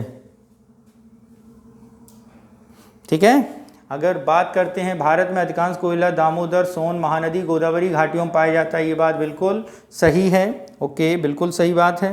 नेक्स्ट चलते हैं, अगला पॉइंट क्या है, पीट कास्ट कोयले के परिवर्तन का पहला चरण है और उसका उसमें मान क्या होता है, कम होता है, ठीक है। क्या होता है, कम होता है, ये बात भी बिल्कुल सही है, यानी पहला कथन गलत है, बाकी के दोनों सही हैं, यानी ऑप्शन बी हमारा सही होगा। नेक्स्ट चलते हैं क्वेश्चन नंबर 68। क्या कह रहा है, भारत में पत्तनों के संदर्भ में निम्न कथनों पर विचार कीजिए। न्यावा सेवा में स्थित जवाहरलाल नेहरू पत्तन भारत का सबसे बड़ा कंटेनर पत्तन है। क्या है, कंटेनर पत्तन है, ये बात बिल्कुल सही होनी चाहिए। मुंबई एक प्राकृतिक पत्तन है जो देश का सबसे बड़ा पत्तन है। कांडला पत्तन खंबात की खाड़ी के मुहाने पर स्थित प्रमुख पत्तन है। तो यहाँ पर यदि हम बात करें कांडला पत्तन जो है वो खंबात की खाड़ी नहीं, कच्छ की खाड़ी पर स्थित है, यानी तीसरा कथन क्या हो गया हमारा, गलत हो गया। मुंबई प्राकृतिक पत्तन है, ये बात बिल्कुल सही है। जवाहर सोरा कंटेनर का सबसे बड़ा पत्तन है, ये भी सही है, यानी ऑप्शन बी हमारा सही हो जाएगा। नेक्स्ट चलते हैं क्वेश्चन नंबर 69।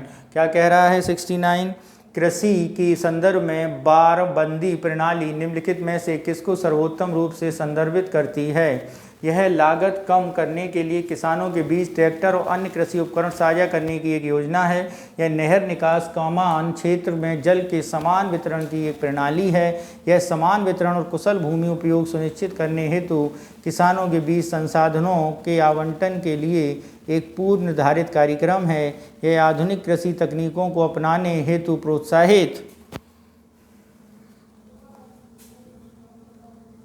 प्रोत्साहित करने के लिए किसानों को दी जाने वाली एक प्रणाली है। तो यहाँ पर यदि हम बात करें तो ये नहर निकास की कमान क्षेत्र में से वितरण प्रणाली है, यानी बी ऑप्शन हमारा क्या होगा, सही होगा। नेक्स्ट चलते हैं क्वेश्चन नंबर 70 पर।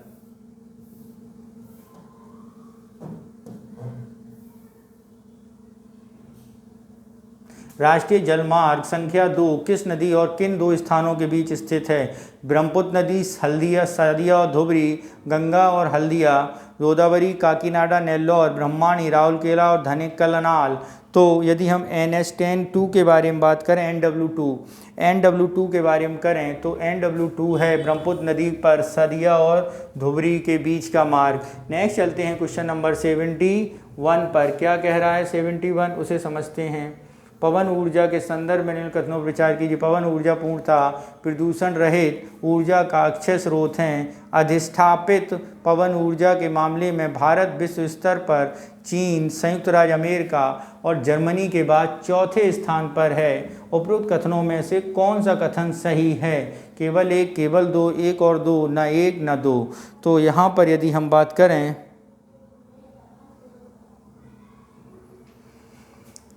दोनों कथन क्या है हमारे, बिल्कुल सही हैं। पवन ऊर्जा पूर्णतः प्रदूषण रहित अक्षय ऊर्जा का स्रोत है। भारत विश्व और चीन और अमेरिका जर्मनी के बाद चौथा है, ये बात बिल्कुल सही है। नेक्स्ट चलते हैं 72। निम्नलिखित कथनों पर विचार कीजिए। महाद्वीपीय द्रव्यमान सिलिका मैग्नीशियम से निर्मित है। महासागरीय भूपर्पटी सिलिका और एल्युमिनियम से निर्मित है। क्रोम, निकेल और लोहे से निर्मित है। उपरोक्त कथनों में से कौन से कथन सही हैं? केवल एक और दो, केवल तीन, केवल एक और तीन, एक और दो और तीन। तो यहाँ पे यदि हम बात करें कौन सा ऑप्शन सही होगा, तो महाद्वीपीय द्रव्यमान सिलिका और मैग्नीशियम से निर्मित है, बिल्कुल गलत है। महासागरीय भू सिलिका और एल्युमिनियम से निर्मित है, ये भी गलत है। क्रोम, निकेल, लोहे से निर्मित, ये बात बिल्कुल सही है, यानी केवल तीसरा ऑप्शन हमारा सही होगा। नेक्स्ट चलते हैं क्वेश्चन नंबर 73 पर।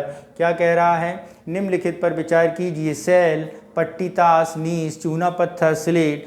उपरोक्त चट्टानों में से कितनी चट्टानें अपसादी चट्टानें हैं? केवल 2, केवल 3, 3, केवल 4, सभी 5। ठीक है, तो यहाँ पर यदि हम बात करें कौन कौन सी चट्टानें हैं जो अपसादी चट्टानें हैं,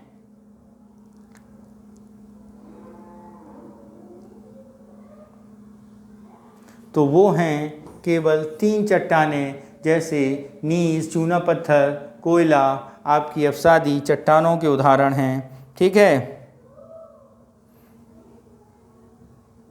नेक्स्ट चलते हैं क्वेश्चन नंबर 74 पर। क्या है 74?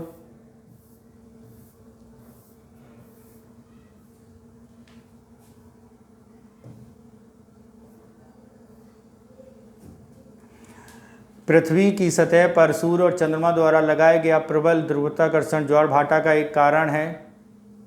सही है। जब सूर्य, चंद्रमा और पृथ्वी एक ही रेखा में होते हैं तो लघु ज्वार भाटा, सूर्य, चंद्रमा और पृथ्वी, तो लघु नहीं, क्या आता है, उच्च ज्वार आता है भाई। क्या आता है? उच्च ज्वार। तो यहाँ पर यदि हम बात करें कौन सा कथन सही है? कथन एक सही है और दूसरा गलत है, यानी ऑप्शन सी हमारा सही होगा।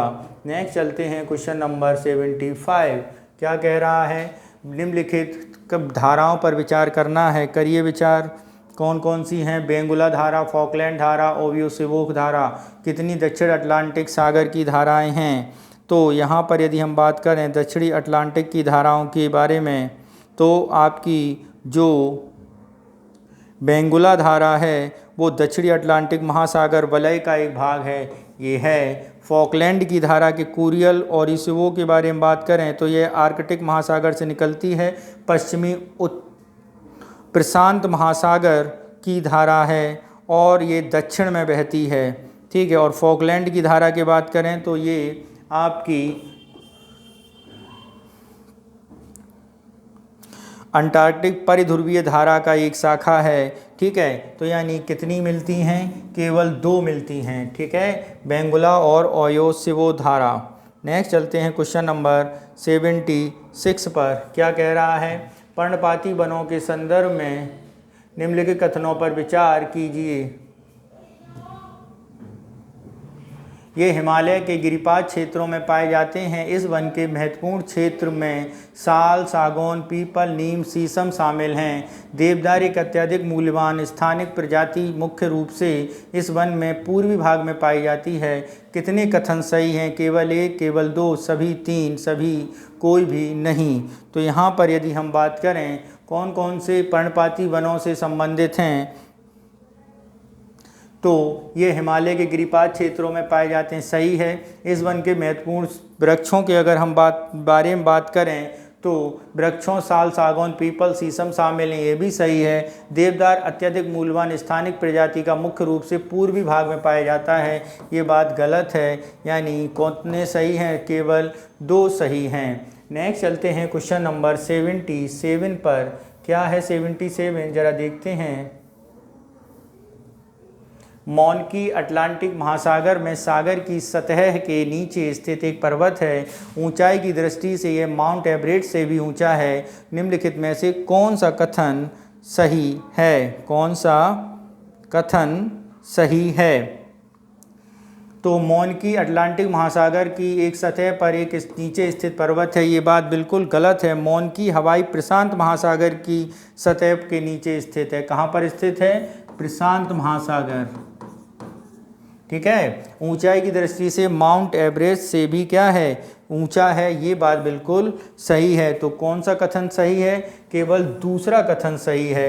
नेक्स्ट चलते हैं क्वेश्चन नंबर 78 पर। निम्नलिखित युग्मों पर विचार कीजिए। उच्चतम शिखर हैं और देश बताया गया है। तो देखते हैं उच्चतम शिखर Mount Kilimanjaro. Mount Kilimanjaro Africa महाद्वीप का सबसे ऊंचा है और ये अर्जेंटीना में नहीं है। कहाँ पे है ये तंजानिया में है। कहाँ पर है मित्रों? तंजानिया में है। यानी पहला स्टेटमेंट क्या हो गया? गलत हो गया। Mount Aconcagua. कौन?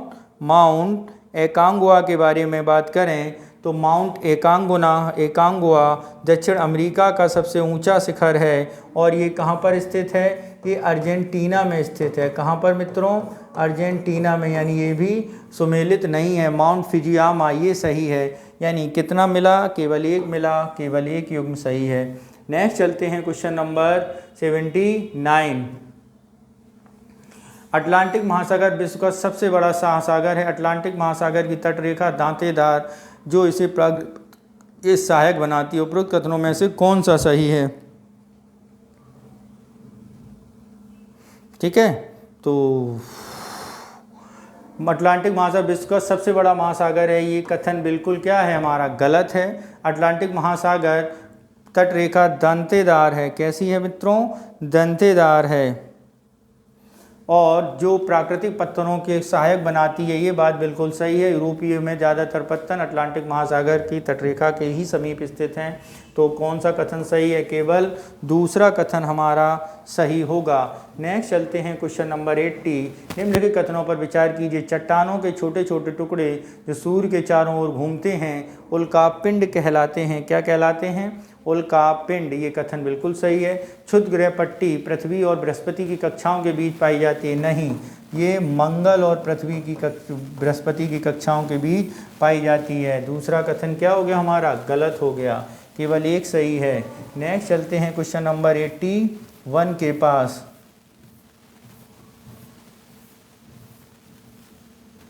उष्णकटिबंधीय सदाबहार वन निम्नलिखित कथनों पर विचार कीजिए। करिए विचार जरा।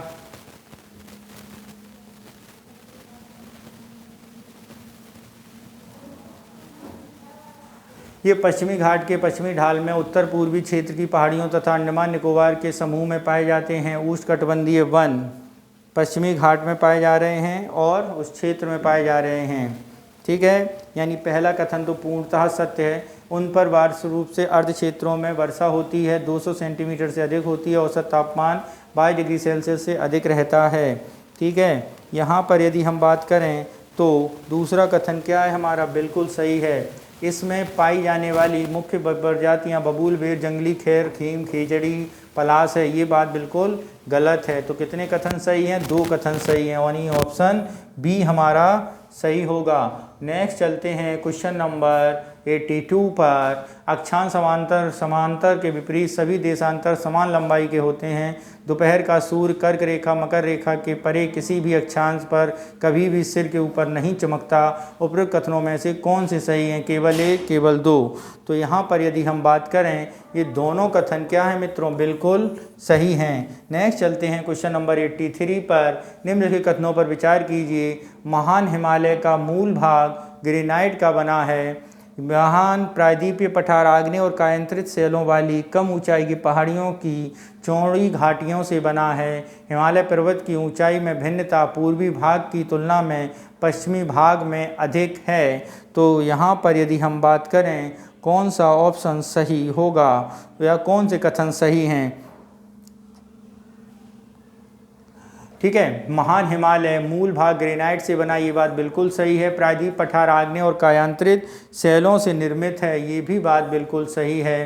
ठीक है, और हिमालय पर्वत की ऊंचाई में भिन्नता पाई जाती है, तो ये उल्टा दिया गया, पूर्वी भाग में अधिक और पश्चिमी भाग में कम, यानी तीसरा स्टेटमेंट गलत है, 2 सही हैं, यानी ऑप्शन बी हमारा क्या होगा, सही होगा। नेक्स्ट चलते हैं क्वेश्चन नंबर 84।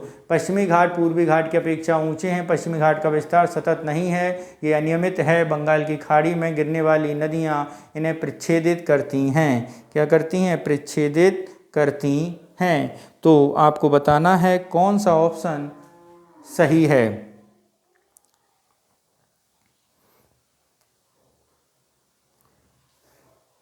पश्चिमी घाट पूर्वी घाट की अपेक्षा ऊंचे हैं, बिल्कुल बात सही है, पश्चिमी घाट ऊंचा है। का विस्तार सतत नहीं है, अनियमित एवं बंगाल की खाड़ी में गिरने वाली नदियों इन्हें प्रच्छेदित करती है। पश्चिमी घाट के बारे में नहीं, ये पूर्वी घाट के बारे में बात है, यानी दूसरा स्टेटमेंट क्या हो जाएगा हमारा, गलत हो जाएगा। तो जरा इसके ऑप्शन देखते हैं, केवल 1 सही है, यानी ए ऑप्शन हमारा सही होगा, बी हमारा सही नहीं है। नेक्स्ट चलते हैं क्वेश्चन नंबर 85 पर।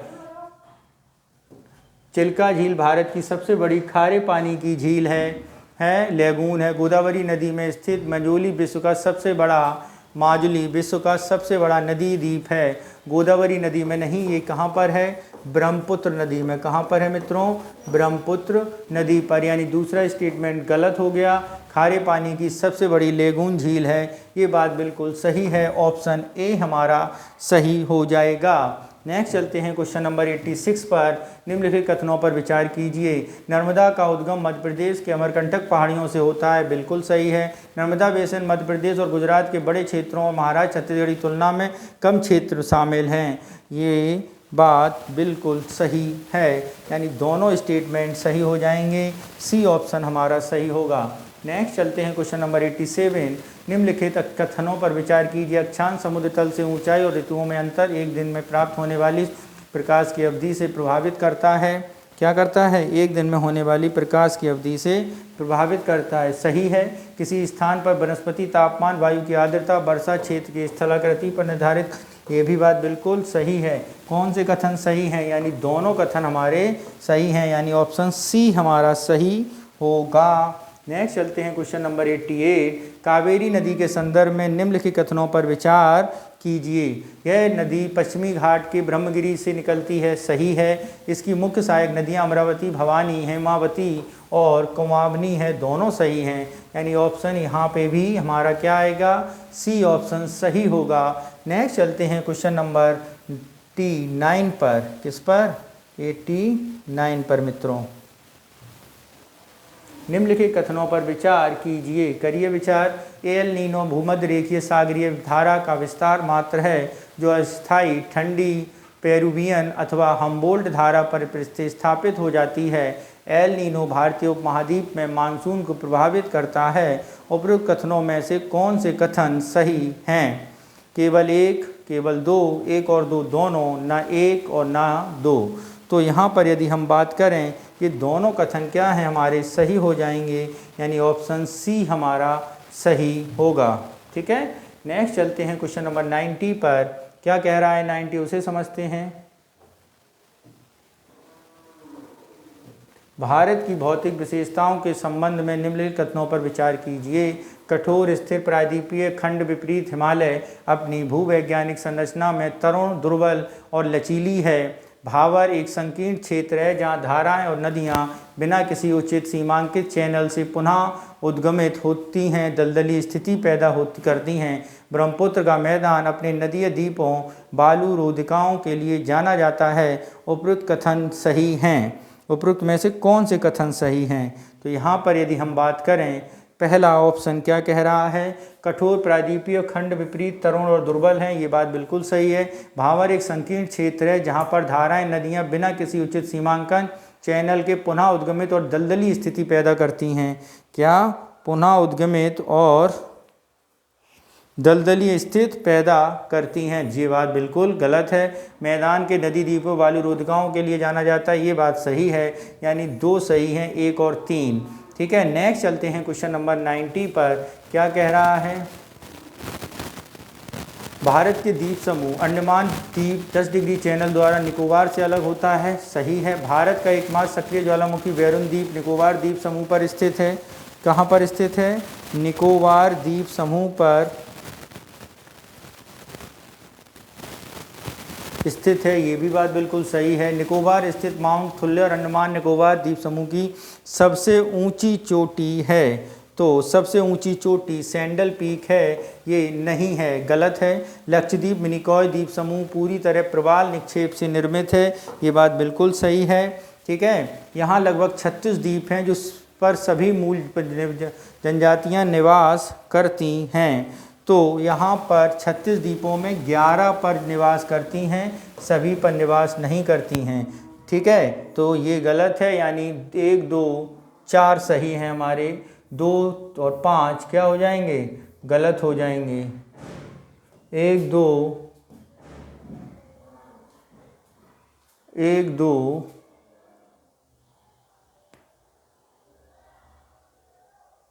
ऑप्शन कौन सा सही होगा? 1, 2 और 4, 3 और 5 क्या हो गए हमारे? गलत हो गए। नेक्स्ट चलते हैं क्वेश्चन नंबर 92। नदी सिंधु, बेखुर, चू, हिमनद, सतलज, राक्षसताल, अलकनंदा, सतोपथ, हिमनद, चंबल, अरावली की पहाड़ियाँ। तो आपको बताना है कौन सा इसमें सही है। ठीक है, तो सबसे पहले बात करते हैं सिंधु नदी की। तो सिंधु नदी बेखुर, हिमनद यानी मानसरोवर झील के पास, सतलज, राक्षसताल सही है। अलकनंदा की अगर हम बात करें,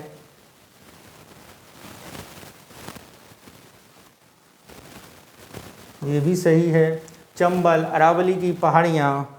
चंबल की अगर हम यहाँ पे बात करें तो चंबल नदी मालवा पठार से निकलती है। कहाँ से? मालवा पठार से, मऊ से, यानी चौथा हमारा क्या हो जाएगा? गलत हो जाएगा। यानी 1, 2, 3 सही हैं। कितने? 3 युग्म सही हैं, सी ऑप्शन हमारा सही होगा। नेक्स्ट चलते हैं क्वेश्चन नंबर 93। क्या कह रहा है? अक्षांश समतल से ऊंचाई, हिमालय पर्वत, दूरी, स्थानीय उच्च से विशेषताएँ।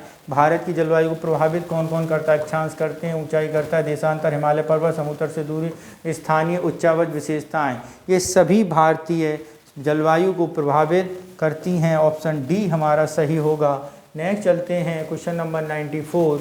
रोजवुड, महागनी, एवनी वृक्ष प्रजातियां निम्नलिखित में से किस प्रकार के वन में पाई जाती हैं? ये प्रजातियां पाई जाती हैं सब ट्रॉपिकल यानी उष्ण कटिबंधीय सदाबहार वन में। ठीक है, नेक्स्ट चलते हैं क्वेश्चन नंबर 95 पर।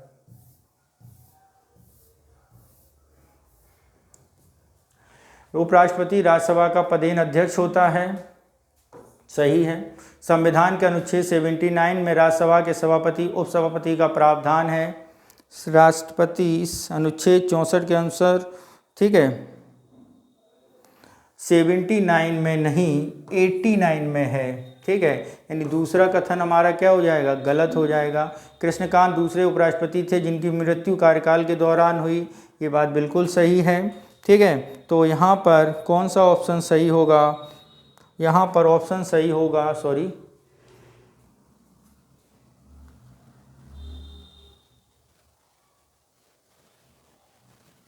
कृष्णकांत दूसरे नहीं, कृष्णकांत पहले उपराष्ट्रपति थे, यानी ये गलत है, यानी केवल 1 सही है हमारा। नेक्स्ट चलते हैं क्वेश्चन नंबर 96। सहकारी समितियां निम्नलिखित कथनों पर विचार कीजिए। क्या है? संविधान का भाग 9B सहकारी समितियों का संवैधानिक दर्जा प्रदान करता है। इसमें लोकतांत्रिक कार्यप्रणाली से संबंधित प्रावधान शामिल हैं। सहकारी समितियां अनन्य प्रावधान राज्य की नीति निर्देशक तत्वों के रूप में किया गया है। 1 से अधिक राज्यों सहकारी समितियां बहुराज्य सहकारी समितियां अधिनियम 2 के तहत पंजीकृत हैं। इसमें से कितने कथन क्या हैं हमारे सही बताने हैं हमें? तो मित्रों यहाँ पर जो ये कथन हैं ये तीनों हमारे सही हैं, यानी ऑप्शन सी हमारा सही हो जाएगा। नेक्स्ट चलते हैं। वित्त विधेयक सरकार के व्यय वित्त पोषण प्रावधान मिलता है, जबकि विनियोग विधेयक धन निकासी की मात्रा उद्देश्य को निर्दिष्ट करता है। ये बात बिल्कुल सही है। विनियोग और वित्त विधेयक दोनों धन विधेयक हुए वर्गीकृत जिनके लिए राज्यसभा का स्पष्ट सहमति आवश्यक नहीं होती है। ये भी बात बिल्कुल सही है। सभी धन विधेयक वित्त विधेयक हैं, किंतु वित्त विधेयक धन विधेयक नहीं है, ये भी सही है, यानी ऑप्शन सी हमारा सही होगा। नेक्स्ट चलते हैं क्वेश्चन नंबर 98। क्या कह रहा है 98? निम्नलिखित कथनों पर विचार कीजिए। प्रधानमंत्री कौशल को ग्राम काम कार्यक्रम PMKKK को अल्पसंख्यक कार्य प्रणाली द्वारा विरासत का संवर्धन योजना के रूप में नया नाम दिया गया। यह एक केंद्र प्रायोजित योजना है जो देश भर में अल्पसंख्यक और शिल्पकार समुदायों के कौशल उद्यमिता और नेतृत्व प्रशिक्षण आवश्यकताओं पर केंद्रित है। हमारी धरोहर भारत के अल्पसंख्यक समुदायों के समृद्ध विरासत को संरक्षित करने के लिए तैयार की गई है। उपरोक्त में से कितने कथन सही हैं? 1, 2, 3 या कोई भी नहीं? तो यहाँ पर यदि हम बात करें इनमें से पहला कथन बिल्कुल सही है, विरासत में यह केंद्र प्रायोजित योजना है, ये भी कथन बिल्कुल सही नहीं है। देश भर अल्पसंख्यक ये सभी के लिए है। हमारी धरोहर अल्पसंख्यक के बारे में यदि हम बात करें तो कथन ये सही होगा। तो कौन सा? केवल 2 सही हैं। नेक्स्ट चलते हैं क्वेश्चन नंबर 99। निम्नलिखित में इस पर विचार करिए। सामाजिक प्रगति सूचकांक SPI सोशल प्रोग्रेस इंडेक्स प्रतिस्पर्धात्मक सामाजिक प्रगति अनिवार्यता संस्थान संकलित किया गया था। भारत राज्य जिलों में सामाजिक प्रगति सूचकांक प्रधानमंत्री की आर्थिक सलाहकार परिषद के द्वारा जारी किया गया है। उपरोक्त कथनों में वैसे सही कथन बताइए। तो पहला कथन तो मित्रों बिल्कुल सही है, ठीक है। दूसरे कथन के बारे में अगर हम बात करें तो ये भी कथन बिल्कुल सही है, तो ऑप्शन सी हमारा हो जाएगा आंसर। नेक्स्ट चलते हैं क्वेश्चन नंबर 100। क्या कह रहा है? हर वर्ष 26 जनवरी को संविधान दिवस मनाया जाता है? नो, 26 नवंबर को मनाया जाता है।